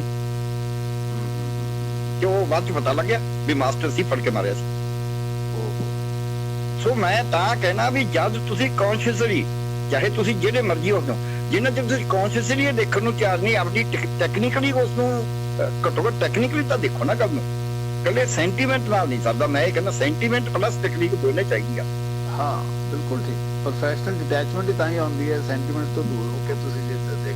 ਹਾਂ ਜੇ ਮੈਂ ਸੋਚਦਾ ਹਾਂ ਵੀ ਇਹ ਬੱਸਾਂ ਤੋਂ ਲਾ ਕੇ ਮਾਰਦੇ ਨੇ, ਇਹ ਗਲਤ ਹੈ। ਮੈਂ ਇਹ ਵੀ ਸੋਚਦਾ ਹਾਂ ਵੀ ਜਿਹੜੀ ਫੌਜ ਪੁਲਿਸ ਕਰੀ ਉਹ ਵੀ ਗਲਤ ਹੈ। ਸੋ ਮੈਂ ਦੋਨਾਂ ਪਾਸਿਆਂ ਦਾ ਇੱਕ ਕਿਸਮ ਦਾ ਐਨੀਮੀ ਹੋ ਗਿਆ। ਤੇ ਮੈਂ ਕਹਿੰਦਾ ਸੀ ਇਹਨਾਂ ਨੂੰ ਸ਼ਰੇਆਮ, ਮੈਂ ਕਹਿੰਦੀ ਤੁਸੀਂ ਮੈਨੂੰ ਗੋਲੀ ਮਾਰ ਸਕਦੇ ਹੋ, ਸਰਕਾਰ ਮੈਨੂੰ ਡਿਸਮਿਸ ਕਰ ਸਕਦੀ ਹੈ, ਪਰ ਮੈਂ ਤਾਂ ਜੋ ਠੀਕ ਆ ਉਹੀ ਕਰੂੰਗਾ। ਤੁਸੀਂ ਜਿਹਨੇ ਜੋ ਦੋਹਾਂ ਧਿਰਾਂ ਨੇ ਜੋ ਕਰਨਾ ਕਰ ਲਓ। ਤੁਹਾਨੂੰ ਡਿਸਪੈਸ਼ਨੇਟ ਹੋ ਕੇ ਦੇਖਣਾ ਹੁੰਦਾ। ਬਿਲਕੁਲ ਠੀਕ ਹੈ। ਸੋ ਇਸ ਕਰਕੇ ਸਾਨੂੰ ਨਾ ਇਸ ਗੱਲ ਨੂੰ ਧਿਆਨ ਰੱਖਣਾ ਪਏਗਾ, ਸੈਂਟੀਮੈਂਟ ਦੇ ਨਾਲ ਨਾਲ ਪੋਲੀਟੀਕਲ ਮੂਵਮੈਂਟ ਤੇ ਫਿਲਾਸਫੀ ਬੇਸਡ। ਜੇ ਹੁਣ ਵੀ ਪੰਜਾਬ 'ਚ ਜਿੰਨਾ ਚਿਰ ਮੈਨੂੰ ਇਹ ਲੱਗਦਾ ਬੈਂਸ ਸਾਹਿਬ ਵੀ ਜੇ ਪੰਜਾਬ ਅੱਜ ਬਚੇਗਾ, ਜੇ ਕੋਈ ਮੂਵਮੈਂਟ ਪੰਜਾਬ ਦੇ ਹੱਕ ਦੀ ਲੜੇਗੀ, ਔਰ ਉਹ ਹੱਕ ਦੀ ਮੂਵਮੈਂਟ ਸਿਰਫ ਸਿੱਖ ਜਿਹੜੇ ਨੇ ਉਹ ਲੜ ਸਕਦੇ ਨੇ, ਟੋਟਲ ਪੰਜਾਬੀ ਨਹੀਂ ਲੜਨਗੇ ਕਦੀ ਵੀ, ਕਿਉਂਕਿ ਉਹਨਾਂ 'ਚ ਇੱਕ ਐਲੀਮੈਂਟ ਐਸਾ ਹੋ ਗਿਆ ਹੁਣ, ਔਰ ਬਹੁਤ ਸਾਰਾ ਹੋ ਗਿਆ ਬਲਕਿ ਹੁਣ ਤਾਂ, ਵੀ ਜਿਹੜੇ ਕਾਫੀ ਦੇ ਨਾਲ ਜੁੜੇ ਹੋਏ ਨੇ ਬ੍ਰਾਹਮਣਵਾਦ ਦੇ ਨਾਲ। ਜੇ ਉਹ ਤਾਂ ਪਹਿਲਾਂ ਹੀ ਉਹ ਜੀ ਨਹੀਂ ਹਰਿਆਣੇ ਦਾ ਫਲਾਣੇ ਦਾ ਵੀ ਹੱਕ ਹੈ, ਫਲਾਣੇ ਦੇ ਹੱਕ ਹੈ, ਕਹਿਣਾ ਬੜਾ ਸੌਖਾ ਹੈ। ਤੇ ਉਹ ਮੂਵਮੈਂਟ ਜਿੰਨਾ ਚਿਰ ਸ਼ੁਰੂ ਨਹੀਂ ਕਰੀ ਜਾਂਦੀ, ਉਹਦੇ ਨਾਲ ਨਾ ਪੰਜਾਬ ਨੇ ਬਚਣਾ ਨਾ ਦੇਸ਼ ਨੇ ਬਚਣਾ। ਇਹ ਭੁਲੇਖਾ ਦੇਸ਼ 'ਚ ਬਹੁਤ ਸਾਰੇ ਜਿਹੜੀਆਂ ਰਾਜ ਕਰ ਰਹੇ ਨੇ ਵੀ ਅਸੀਂ ਸ਼ਾਇਦ ਬਚ ਜਾਾਂਗੇ ਸਿੱਖਾਂ ਨੂੰ, ਮਿਨੋਰਟੀਜ਼ ਨੂੰ ਖਤਮ ਕਰਕੇ। ਜੇ ਮਿਨੋਰਟੀਜ਼ ਨੂੰ ਖਤਮ ਕਰਦੇ ਤਰੀਕੇ ਤੇ, ਜੇ ਤਾਂ ਮਿਨੋਰਟੀ ਨੇ ਆਪ ਹੀ ਖਤਮ ਹੋਣਾ ਹੋਇਆ ਫਿਰ ਤਾਂ ਗੱਲ ਹੀ ਵੱਖਰੀ ਹੈ। ਜੇ ਮਿਨੋਰਟੀਜ਼ ਆਪਣਾ ਜਿਹੜਾ ਆਪਦੀ ਫਲਸਫੇ ਤੇ ਖੜ ਕੇ ਆਪਣੇ ਰਾਈਟਸ ਵਾਸਤੇ ਜੋ ਸਾਡਾ ਕਨਸਟੀਟਿਊਸ਼ਨ ਸਾਨੂੰ ਪ੍ਰੋਵਾਈਡ ਕਰਦਾ ਹੈ, ਅਸੀਂ ਕੋਈ ਇਹ ਨਹੀਂ ਕਹਿੰਦੇ ਵੀ ਕਨਸਟੀਟਿਊਸ਼ਨ ਦੇ ਅਗੇਂਸਟ ਜਾ ਕੇ ਮੰਗੋ, ਜਿਤਨੇ ਕਨਸਟੀਟਿਊਸ਼ਨ ਦੇ ਰਾਈਟ ਨੇ ਉਹ ਤਾਂ ਮੰਗ ਲਓ। ਜੇ ਅਸੀਂ ਉਹ ਵੀ ਨਹੀਂ ਲੈ ਰਹੇ ਤੇ ਫਿਰ ਤਾਂ ਕਿਤੇ ਨਾ ਕਿਤੇ ਕੋਈ ਗੈਪ ਹੈ ਵੱਡਾ, ਤੇ ਇਹ ਗੈਪ ਦੂਰ ਕਰਨ ਦੀ ਲੋੜ ਹੈ। ਇਹਨੂੰ ਸੋਚਣ ਦੀ ਲੋੜ ਹੈ ਸਾਰੇ। ਤੁਸੀਂ ਆਪਾਂ ਤਾਂ ਕਿੰਨੇ ਵਾਰੀ ਇਕੱਠੇ ਹੁੰਦੇ ਆ ਰੋਜ਼ ਹੀ, ਤੇ ਇਹ ਗੈਪ ਨੂੰ ਦੂਰ ਕਰਨ ਦੀ ਲੋੜ ਹੈ। ਇਹ ਸਿੱਖ ਜਿਹੜੀ ਸਮੁਦਾਇ ਹੈ, ਇਸ ਨੂੰ ਇਹਦੇ ਉੱਤੇ ਸੀਰੀਅਸ ਵੀ ਸੋਚਣ ਦੀ ਲੋੜ ਹੈ। ਔਰ ਜਿਹੜੇ ਬਾਹਰ ਬੈਠੇ ਨੇ ਲੋਕ ਤਾਂ ਕਹਿੰਦੇ ਕੀ ਕਰਨਗੇ, ਮੈਂ ਕਹਿੰਦਾ ਜ਼ਿਆਦਾ ਵਧੀਆ ਕਰ ਸਕਦੇ ਨੇ, ਕਿਉਂਕਿ ਇਹਨਾਂ ਨੂੰ ਐਟਲੀਸਟ ਉਹ ਸਰਕਾਰ ਦਾ ਘੱਟ ਡਰ ਹੈ। ਸਰ ਜੀ ਆਪਣੇ ਕੋਈ 7-8 ਮਿੰਟ ਨੇ ਜੀ ਹੋਰ। ਜਿਹੜਾ ਪਰਸਪੈਕਟਿਵ ਆਉਂਦਾ ਨਾ ਬਾਹਰ ਦਾ, ਪਰਸਪੈਕਟਿਵ ਟੁਵਰਡਸ ਖਾਲਿਸਤਾਨ ਵੱਲ ਚਲੇ ਜਾਂਦਾ। ਹਾਂ ਉਹੀ ਗੱਲ ਜਾਂਦਾ ਨਾ। ਇਨਸਾਈਡ ਸਾਨੂੰ ਲੱਗਦਾ Sikh movement was actually to dismantle the brahmanical system of India. ਹਾਂ ਬਸ ਜੇ ਬ੍ਰਾਹਮਣਿਕਲ ਸਿਸਟਮ ਨੂੰ ਬਿਲਕੁਲ ਠੀਕ ਹੈ ਬੈਂਸ ਸਾਹਿਬ। ਡਿਸਮੈਂਟਲਿੰਗ ਜਿਹੜੀ system of century old description of ਜਿਹੜੇ ਡਿਸਕ੍ਰਿਮੀਨੇਸ਼ਨ ਹੈ, ਬੰਦੇ ਨੂੰ ਬੰਦਾ ਨਾ ਸਮਝਣ ਦੀ ਜਿਹੜੀ ਫਿਲਾਸਫੀ ਹੈ, ਜਿਹੜੀ ਇਨਕੋਰਪੋਰੇਟ ਕਰਤੀ ਹੈ ਸਮ੍ਰਿਤੀ ਦੇ ਵਿੱਚ ਸ਼ਾਸਤਰਾਂ ਨੇ, ਉਹਨੂੰ ਡਿਸਮੈਂਟਲ ਕਰਨ ਦਾ ਜਿਹੜੀ ਅੱਗ ਸੀ ਉਹ ਸਿੱਖ ਧਰਮ ਤੇ ਸੀ। ਬਿਲਕੁਲ ਪਰ ਉਹ ਡਟ ਕੇ ਨਾਲ ਅਸੀਂ ਨਹੀਂ ਵਧਾਵਾਂਗੇ, ਉਹ ਅੱਗ ਤੋਂ ਸਾਰੇ ਡਰਦੇ ਆ। ਬਿਲਕੁਲ ਉਸੇ ਤੋਂ ਡਰਦੇ ਨੇ ਜੀ। ਅੱਜ ਵੀ ਡਰ ਲੱਗਦਾ ਤਾਂ ਉਸ ਤੋਂ ਲੱਗਦਾ। ਹਾਂ ਬੈਂਸ ਸਾਹਿਬ, ਅੱਜ ਵੀ ਗੁਰੂ ਗ੍ਰੰਥ ਸਾਹਿਬ ਤਾਂ ਸਾਡੇ ਕੋਲ ਇੱਕ ਲਾਈਟ ਹੈ ਨਾ, ਲੀਡਿੰਗ ਲਾਈਟ ਪਈ ਹੈ। ਹਾਂ ਤੇ ਲੀਡਿੰਗ ਲਾਈਟ ਆ ਜਿਹੜੀ ਐਨ ਓਪਨਲੀ ਕਹਿੰਦੀ ਹੈ ਵੀ ਆਹ ਗੱਲ ਹੈ ਜੀ, ਅਸੀਂ ਕੁਝ ਨਹੀਂ ਕਹਿੰਦੇ। ਅਸੀਂ ਇੰਡੀਅਨ ਸਟੇਟ ਨੂੰ ਇੱਕ ਮਿੰਟ ਜਾ ਕੇ ਉਹਦੇ ਨਾਲ ਇੱਕ ਅੱਗ ਲਾ ਸਕਦੇ। ਹਾਂ ਅਸੀਂ ਇੰਡੀਅਨ ਸਟੇਟ ਨੂੰ ਇਹ ਕਹਿਣਾ ਕਿ ਦੇਖੋ ਜੀ ਸਾਡਾ ਇਹ ਧਰਮ ਹੈ, ਆਹ ਸਾਡੇ ਧਰਮ 'ਚ ਲਿਖਿਆ ਸੀ, ਇਹ ਫੋਲੋ ਕਰਾਂਗੇ। ਇਹ ਕਨਸਟੀਟਿਊਸ਼ਨ ਦੇ ਉਲਟ ਨਹੀਂ ਹੈ, ਇੰਡੀਅਨ ਕਨਸਟੀਟਿਊਸ਼ਨ ਦੇ ਸਪੋਰਟ ਦੇ ਵਿੱਚ ਆ ਬਲਕਿ। ਹਾਂ ਬਿਲਕੁਲ, ਇਹ ਤਾਂ ਕਾਨੂੰਨ ਦੇ ਮੁਤਾਬਿਕ ਹੈ। ਬਿਲਕੁਲ ਹਾਂ ਵੀ ਸਾਡਾ ਧਰਮ ਹੈ, ਸਾਨੂੰ ਕਹਿੰਦੇ ਤੁਸੀਂ ਸਾਡੇ ਧਰਮ ਤੋਂ ਕਿਵੇਂ ਸਾਨੂੰ ਹਟਾ ਸਕਦੇ ਹੋ? ਔਰ ਸਾਡਾ ਧਰਮ ਕਹਿੰਦਾ ਹੈ, ਔਰ ਇਹ ਕਨਸਟੀਟਿਊਸ਼ਨ ਦੇ ਫਲੋ ਹੈ, ਕਨਸਟੀਟਿਊਸ਼ਨ ਦੇ ਉਲਟ ਹੈ ਹੀ ਨਹੀਂ। ਹਾਂ ਸੋ ਇਸ ਕਰਕੇ ਇਹ ਗੱਲ ਜਿਹੜੀ ਹੈ ਨਾ, ਅਸੀਂ ਇਹ ਸਮਹਾਊ ਫੋਕਸ ਨਹੀਂ ਕਰ ਪਾ ਰਹੇ। ਨਹੀਂ ਇਹ ਤਾਂ ਕੌਨਸ਼ੀਅਸਲੀ ਆਪਾਂ ਬਾਰ-ਬਾਰ ਡਿਵਰਟ ਹੋ ਜਾਂਦੇ ਹਾਂ। ਹਾਂ ਦੇਖੋ ਜਿਹੜੀ ਪੋਲੀਟੀਕਲ ਡਿਮਾਂਡ ਹੈ ਆਫ ਅ ਸਮਾਲ ਟੈਰੀਟਰੀ, ਉਹ ਇਹਨੂੰ ਬਹੁਤ ਜ਼ਿਆਦਾ ਡਿਵਰਟ ਕਰਦੀ ਹੈ। ਉਹਨਾਂ ਤੁਸੀਂ ਇੰਡੀਆ ਦੇ ਖਿਲਾਫ ਖੜੇ ਹੋ ਜਾਂਦੇ। ਬਿਲਕੁਲ ਤੁਸੀਂ ਉਹਨਾਂ ਦੇ ਸਾਨੂੰ ਸਾਡੇ ਫਸੇ ਨੂੰ ਢਾਹ ਲਾਉਣ ਵਾਸਤੇ ਉਹਨਾਂ ਕੋਲ ਹਥਿਆਰ ਹੈ। ਹਾਂ ਉਹ ਚਾਹੁੰਦੇ ਆ ਕਿ ਤੁਸੀਂ ਚਾਹੇ ਉਹ ਇਸ ਤੋਂ ਵੀ ਨਹੀਂ ਡਰਦੇ ਕਿ ਛੋਟਾ ਜਿਹਾ ਖਾਲਿਸਤਾਨ ਦੇਣਾ ਪਏ, ਉਹਨਾਂ ਨੂੰ ਕੋਈ ਪ੍ਰੋਬਲਮ ਨਹੀਂ। 16 ਤੁਸੀਂ ਬਾਕੀ ਇੰਡੀਆ ਦੇ ਜੱਗ ਨਾ ਬੁਲਾਓ। ਹਾਂ ਤੇ ਦੂਜੀ ਗੱਲ ਉਹਨਾਂ ਨੂੰ ਬੈਂਸ ਸਾਹਿਬ ਜੋ ਤੁਸੀਂ ਪਹਿਲਾਂ ਕਿਹਾ ਨਾ, ਹਾਂ ਜਿਹੜਾ ਤੁਸੀਂ ਪਹਿਲਾਂ ਕਿਹਾ, ਦੂਜੀ ਗੱਲ ਆਪਾਂ ਨੂੰ ਪਤਾ ਹੀ ਹੈ ਵੀ ਉਹ ਸਟੋਰੀਜ਼ ਨੇ, ਇਕਨੋਮਿਕ ਹਿਟਮੈਨ ਜੇ ਉਹ ਬੜਾ ਕੁਛ ਆਪਾਂ ਦੇਖਿਆ ਹੀ ਹੈ। ਤੇ ਜਿਹੜੀਆਂ ਨਾ ਏਜੰਸੀਜ਼ ਨੇ ਉਹਨਾਂ ਤੋਂ ਵੀ ਬਹੁਤ ਧਿਆਨ ਰੱਖਣਾ ਹੁੰਦਾ ਹੈ, ਬਹੁਤ ਧਿਆਨ ਰੱਖਣਾ। ਤੁਸੀਂ ਬਹੁਤ ਸਹੀ ਕਿਹਾ। ਮੈਨੂੰ ਲੱਗਦਾ ਵੀ ਕਿੰਨੀਆਂ ਏਜੰਸੀਜ਼ ਆਪਰੇਟ ਕਰਦੀਆਂ ਨੇ ਜਿਹੜੀਆਂ, ਹਰੇਕ ਗੱਲ ਨੂੰ ਏਜੰਸੀ ਦੇ ਖਾਤੇ ਨਾ ਪਾਓ, ਪਰ ਜੇ ਸਿਆਣਪ ਦੀ ਲੀਡਰਸ਼ਿਪ, ਮੈਨੂੰ ਇਹ ਲੱਗਦਾ ਹੈ ਵੀ ਕਿਸੇ ਲੈਵਲ ਤੇ ਜਾ ਕੇ ਜਿਹੜੀ ਲੀਡਰਸ਼ਿਪ ਦੀ ਲੋੜ ਸੀ, ਉਹ ਜਿਵੇਂ ਹੁਣ ਇੱਕ ਜਿਹੜਾ ਰਾਗੀ ਦੀ ਡੈਥ ਹੋਈ, ਹਜ਼ੂਰੀ ਰਾਗੀ ਦੀ, ਉਹਦੇ ਵਿੱਚ ਸਿੱਖ ਲੀਡਰਸ਼ਿਪ ਦਾ ਕੋਈ ਵੀ ਲੀਡਰ ਇੰਨੀ ਮੋਰਲ ਕਰਜ ਨਹੀਂ ਦਿਖਾ ਸਕਿਆ, ਸਪਿਰਿਚੁਅਲ ਕਰਜ ਨਹੀਂ ਦਿਖਾ ਸਕਿਆ ਵੀ ਚਲੋ ਯਾਰ ਮੈਂ ਚੱਲਦਾ ਉੱਥੇ, ਮੈਂ ਕਰੂੰਗਾ ਅਰਦਾਸ ਜਾ ਕੇ। ਅੰਮ੍ਰਿਤਸਰ ਦੇ ਵਿੱਚ ਸੀਗੇ, ਅੰਮ੍ਰਿਤਸਰ ਚੋਂ ਤਾਂ ਇੱਕ ਪਾਸੇ ਐਸਜੀਪੀ ਦੇ ਪ੍ਰਧਾਨ ਨੇ, ਇੱਕ ਪਾਸੇ ਅਕਾਲ ਤਖਤ ਦੇ ਜਥੇਦਾਰ ਨੇ, ਵਿੱਚੋਂ ਜੋ ਮਰਜ਼ੀ ਕਹਿ ਲਓ, ਮੌਕੇ ਤੇ ਨਹੀਂ ਗਏ। ਜੇ ਅਸੀਂ ਮੌਕੇ ਤੇ ਇੰਨੇ ਡਰ ਜਾਂਦੇ ਆ, ਇਹਦਾ ਮਤਲਬ ਕਿਤੇ ਨਾ ਕਿਤੇ ਸਾਡਾ ਫਲਸਫੇ ਦੇ ਵਿੱਚ ਵੀ ਸ਼ਾਇਦ ਅਸੀਂ ਉਹਨੇ ਤਕੜੇ ਨਹੀਂ। ਬਿਲਕੁਲ ਨਹੀਂ ਹੈ ਫਿਲਾਸਫੀ ਦਾ। ਸਿੱਖ ਉਹਦਾ ਸਿੱਖ ਤੇ ਪ੍ਰਚਾਰ ਤਾਂ ਕਰੇ ਨਹੀਂ ਰਹੇ, ਸਿੱਖ ਹੈ ਹੀ ਨਹੀਂ ਮੇਰੇ ਹਿਸਾਬ ਨਾਲ। ਉਸ ਹਿਸਾਬ ਨਾਲ ਜਿਹੜਾ ਸਿੱਖ ਅਸੀਂ ਮੈਨੂੰ ਲੱਗਦਾ ਨਹੀਂ, ਅਸੀਂ ਨਾ ਇੱਕ ਵਪਾਰੀ ਜੇ ਬਣ ਗਏ, ਤੇ ਵਪਾਰੀ ਹਮੇਸ਼ਾ ਡਰਪੋਕ ਹੁੰਦਾ ਹੈ। ਹਾਂ ਬਿਲਕੁਲ। ਤੇ ਇਸ ਕਰਕੇ ਜੇ ਨਾ ਅਸੀਂ ਇਸ ਨੂੰ ਫਲਸਫੇ ਨੂੰ, ਅਸੀਂ ਭਾਈ ਤਾਰੂ ਸਿੰਘ ਦੀ ਖੋਪੜੀ ਐਵੇਂ ਨਹੀਂ ਰਹੀ ਸੀ, ਉਹ ਕਿਸੇ ਗੱਲ ਚੋਂ ਰਹੀ ਸੀ। ਸਾਨੂੰ ਜਦ ਅਸੀਂ ਬੰਦ ਕਟਾਉਣ ਦੀ ਗੱਲ ਕਰਦੇ ਆ ਨਾ, ਤੇ ਸਾਨੂੰ ਇਹ ਨਹੀਂ ਕਹਿ ਕੇ ਸਾਥ ਲੈਣਾ ਚਾਹੀਦਾ ਵੀ ਦੇਖੋ ਜੀ ਅਸੀਂ ਤਾਂ ਸ਼ਾਇਦ ਕੁਰਬਾਨੀਆਂ ਵਾਸਤੇ ਜੰਮੇ, ਅਸੀਂ ਕੁਰਬਾਨੀਆਂ ਵਾਸਤੇ ਨਹੀਂ ਜੰਮੇ, ਪਰ ਅਸੀਂ ਕੁਰਬਾਨੀਆਂ ਕਰਨ ਨੂੰ ਡਰਦੇ ਨਹੀਂ। ਹਾਂ, ਜਿੱਥੇ ਲੋੜ ਪੈਂਦੀ ਆ ਉੱਥੇ ਕੁਰਬਾਨੀ ਕਰ ਸਕਦੇ। ਤੇ ਇਹ ਜਿਹੜਾ ਨਾ, ਇਸ ਨੂੰ ਕਿਸੇ ਨਾ ਕਿਸੇ ਤਰ੍ਹਾਂ ਜੋੜਨ ਦੀ ਲੋੜ ਹੈ। ਤੁਸੀਂ ਰਾਈਟਲੀ ਕਿਹਾ ਵੀ ਕਿੰਨੇ ਬੰਦਿਆਂ ਨੂੰ, ਮੈਨੂੰ ਤਾਂ ਲੱਗਦਾ ਹੀ ਹੈ ਵੀ ਇੱਕ ਪੀੜ੍ਹੀ ਨਕਸਲੇਟ ਕਹਿ ਕੇ ਮਾਰਤੀ ਪੰਜਾਬ ਦੀ, ਇੱਕ ਪੀੜ੍ਹੀ ਅੱਤਵਾਦੀ ਕਹਿ ਕੇ ਮਾਰਤੀ, ਜਾਂ ਪੁਲਿਸ ਇਨਫਾਰਮਰ ਕਹਿ ਕੇ ਮਾਰਤੀ, ਤੇ ਇੱਕ ਪੀੜ੍ਹੀ ਨਸ਼ਾ ਮਾਰਤੀ, ਤੇ ਫਿਰ ਤਾਂ ਹੁਣ ਉਹਨਾਂ ਦੇ ਰਾਜ ਹੋਊਗਾ ਤਾਂ ਸੇਠਾਂ ਦਾ। ਇਸ ਲਈ ਤੁਸੀਂ ਦੇਖ ਸਕਦੇ ਹੋ ਹਰ ਪਾਸੇ ਅਸੀਂ ਥੱਲੇ ਆਏ ਹਾਂ। ਸੈਕਟਰ ਦੇ ਵਿੱਚ ਨੰਬਰ 1 ਤੇ ਅਸੀਂ large number of economic parameter, ਹੁਣ ਆਪਾਂ 22ਵੇਂ ਨੰਬਰ ਤੇ ਹਾਂ। ਬਿਲਕੁਲ ਠੀਕ ਹੈ, ਬਿਲਕੁਲ ਠੀਕ ਹੈ। 70 ਤੋਂ ਲੈ ਕੇ 50 ਸਾਲਾਂ ਵਿੱਚ ਅਸੀਂ ਹਰ ਪੈਰਾਮੀਟਰ ਤੇ, ਚਾਹੇ ਸਕੂਲ ਐਜੂਕੇਸ਼ਨ, ਚਾਹੇ ਹੈਲਥ ਤੇ, ਚਾਹੇ ਹਰ ਇੰਡਸਟਰੀ ਤੇ, ਹਰ ਇਕਨੋਮਿਕ ਪੈਰਾਮੀਟਰ ਤੇ, ਸੋਸ਼ਲ ਪੈਰਾਮੀਟਰ ਤੇ ਅਸੀਂ ਨੀਚੇ ਹੈ। ਈਵਨ ਸੋਸ਼ਲ ਜਸਟਿਸ ਸੇ, ਈਵਨ ਸੋਸ਼ਲ ਜਸਟਿਸ ਤੇ ਆਇਆ ਹੋ ਗਿਆ। ਹੁਣ ਜਿਹੜਾ ਸੈਂਸ, ਹੁਣ ਤਾਂ ਸਭ ਨੂੰ ਪਤਾ ਹੈ ਕਿ FIR ਬਸ ਪੋਲੀਟੀਕਲ ਤੁਹਾਡੇ ਸਾਹਮਣੇ ਹੋਣਾ। ਕੋਈ ਸੈਂਸ ਸੀਰੀਅਸ ਕ੍ਰਾਈਮ ਦੇ ਵਿੱਚ ਪੁਲਿਸ ਨੂੰ ਕੋਈ ਸ਼ਰਮ ਨਹੀਂ ਕਿ ਝੂਠੇ ਬੰਦਿਆਂ ਨੂੰ ਫਸਾਇਆ। ਅੱਗੇ ਨਹੀਂ ਜੀ, ਮੇਰਾ ਤਾਂ ਪੁਲਿਸ ਨਾਲ ਬੈਂਸ ਸਾਹਿਬ, ਤੁਹਾਡਾ ਵੀ ਵਾਹ ਪੈਂਦਾ, ਮੇਰਾ ਤਾਂ ਇਹਦੇ ਡਾਕਟਰ ਆ ਪਿਆ। ਮੈਂ ਕਦੇ ਅੱਜ ਤੱਕ ਇੱਕ ਵੀ ਜਿਮਨੀ ਇਹੀ ਜੀ ਨਹੀਂ ਦੇਖੀ ਜਿਹੜੀ ਸੱਚ ਤੇ ਲਿਖੀ ਗਈ ਹੋਵੇ। ਤੁਸੀਂ ਸੋਚ ਲਓ ਫਿਰ ਕਿੰਨਾ ਦਾ ਹਾਲ ਹੋਏਗਾ ਸਾਡੀ ਪੁਲਿਸ। ਸੋ ਇਸ ਤੋਂ ਸਾਨੂੰ ਨਾ, ਜਿਹੜੀ ਇੱਕ ਸਾਨੂੰ ਫਿਲਾਸਫੀ ਦੇ ਤੌਰ ਤੇ ਲੜਾਈ ਕਰਨੀ ਚਾਹੀਦੀ ਹੈ, ਫਲਸਫੇ ਦਾ ਸੰਬਲ ਲੈ ਕੇ, ਤੇ ਪੋਲੀਟੀਕਲ ਲੜਾਈ ਵੀ ਤਾਂ ਕਿਸੇ ਬੇਸ ਤੇ ਹੋਊਗੀ ਨਾ। ਉਹ ਬੇਸ ਤਾਂ ਅਵੇਲੇਬਲ ਹੈ। ਸੋਸ਼ਲ ਜਸਟਿਸ ਇਹਨਾਂ ਪਾਰਟ ਆਫ ਸਿੱਖ ਧਰਮ ਦਾ, ਸੋਸ਼ਲ ਜਿਹੜਾ ਸਾਫ ਇਹਨਾਂ ਪਾਰਟ ਆਫ ਸਾਡੇ ਧਰਮ ਨਾਲ ਹੈ। ਮੈਂ ਕਹਿੰਦਾ ਜੀ ਬਾਕੀ ਉਹਨਾਂ ਨੂੰ, ਸਾਡੇ ਕੋਲ ਇੰਨਾ ਸਟਰੋਂਗ ਹਥਿਆਰ ਹੈ ਜਿਹਨੂੰ ਕੋਈ ਚੈਲੰਜ ਨਹੀਂ ਕਰ ਸਕਦਾ। ਅਸੀਂ ਕਹਿੰਦੇ ਜੇ ਕਨਸਟੀਟਿਊਸ਼ਨ ਦੇ ਮੁਤਾਬਕ ਹੈ, ਇਹ ਸਾਡਾ ਧਰਮ, ਦੋਨੇ ਗੱਲਾਂ ਸਾਡੀਆਂ ਇਕੱਠੀਆਂ। ਤੇ ਇਸ ਕਰਕੇ ਉਹਨੂੰ ਛੱਡ ਕੇ ਆਪਾਂ ਜੇ ਕਿਸੇ ਹੋਰ ਪਾਸੇ ਜਾਵਾਂਗੇ ਤਾਂ ਫਿਰ ਉਹ ਫੇਲਿਅਰ ਹੋਏਗੀ। ਇਸ ਲਈ ਤਾਂ ਬਿਲਕੁਲ ਹੋਏਗੀ, ਕੋਈ ਰਿਜ਼ਲਟ ਨਹੀਂ ਆ ਰਿਹਾ ਸਾਡੇ ਪੋਲੀਟੀਕਲ ਸਟਾਈਲ। ਹਾਂ ਬਿਲਕੁਲ ਹੋਏਗੀ। ਅਸੀਂ ਬੰਦੇ ਮਰਵਾਈ ਜਾਵਾਂਗੇ, ਉਹਨੂੰ ਸ਼ਹੀਦ ਕਹਿ ਦਈਏ, ਜੋ ਮਰਜ਼ੀ ਕਹੀ ਜਾਈਏ, ਤੇ ਅਸੀਂ ਪੈਸਾ ਖਰਚੀ ਜਾਵਾਂਗੇ ਤੇ ਉਦੋਂ ਥੱਲੇ ਜਾਈ ਜਾਵਾਂਗੇ। ਤੁਸੀਂ ਇਹ ਦੇਖ ਲਓ ਵੀ ਜੇ ਆਪਣਾ ਪੋਲੀਟੀਕਲ ਸਟਰਗਲ ਪੰਜਾਬ ਨੇ ਕਰਿਆ, ਪੰਜਾਬੀ ਸੂਬਾ ਬਣਿਆ ਤਾਂ ਸੀ ਨਾ, ਚਾਹੇ ਲੰਗੜਾ ਹੀ। ਹਾਂ ਬਿਲਕੁਲ। ਜੇ ਪੋਲੀਟੀਕਲ ਸਟਰਗਲ ਕਰਿਆ ਤਾਂ ਕੈਰੋਂ ਦਾ ਲਾਇਆ ਹੋਇਆ ਬੈਟਰਮੈਂਟ ਦੇਵੀ ਜਿਹੜੀ ਸੀ, ਮੈਂ ਆਪ ਉਦੋਂ ਦੇਖਿਆ ਹੈ, ਤੁਸੀਂ ਵੀ ਸ਼ਾਇਦ ਦੇਖਿਆ ਹੋਊਗਾ, ਉਦੋਂ ਇੰਨੇ ਨਾਰੇ ਲੱਗਦੇ ਸੀ, ਲੋਕਾਂ ਦੀਆਂ ਕੁਰਕੀਆਂ ਕਰਦੇ ਸੀ, ਪਰ ਕੁਰਕੀਆਂ ਹੋਣ ਨਹੀਂ ਦਿੰਦੇ ਸੀ ਪਿੰਡ ਦੇ ਲੋਕ। ਹਾਂਜੀ। ਤੇ ਉਹ ਬੈਟਰਮੈਂਟ ਲੈ ਕੇ ਵਾਪਸ ਨਹੀਂ ਪਈ ਸੀ ਕੈਰੋਂ ਨੂੰ।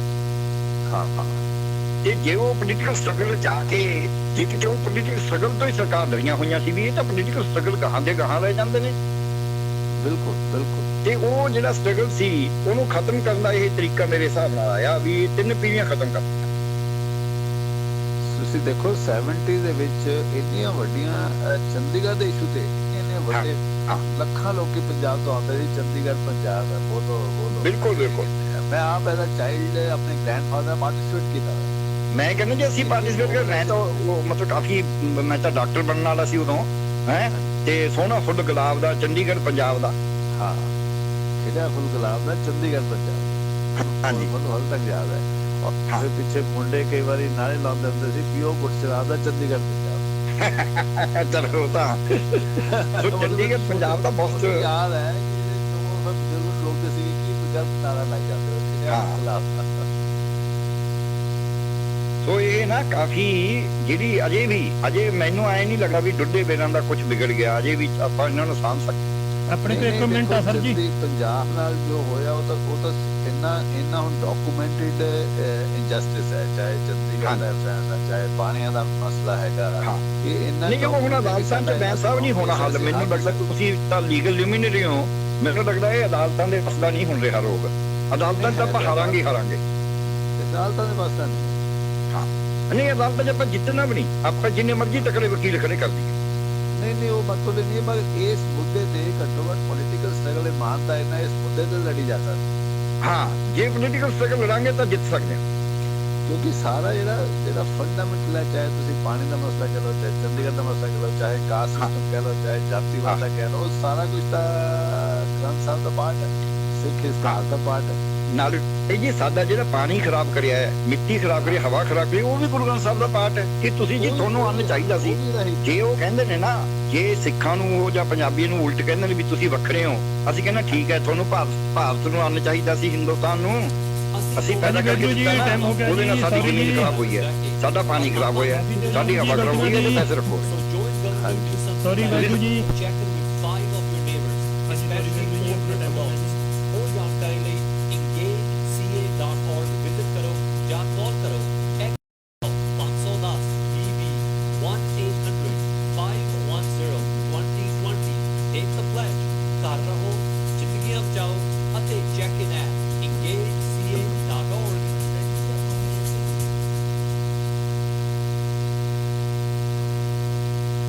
ਲੈਨਾਰ ਹੋਮਸ ਆਪ ਨੂੰ ਇਨਵਾਈਟ ਕਰਦੇ ਹਨ ਕਿ ਤੁਸੀਂ ਆਪਣਾ ਫਿਊਚਰ ਲੈਨਾਰ ਦੇ ਸੋਹਣੇ ਘਰਾਂ ਵਿੱਚ ਬਣਾਓ।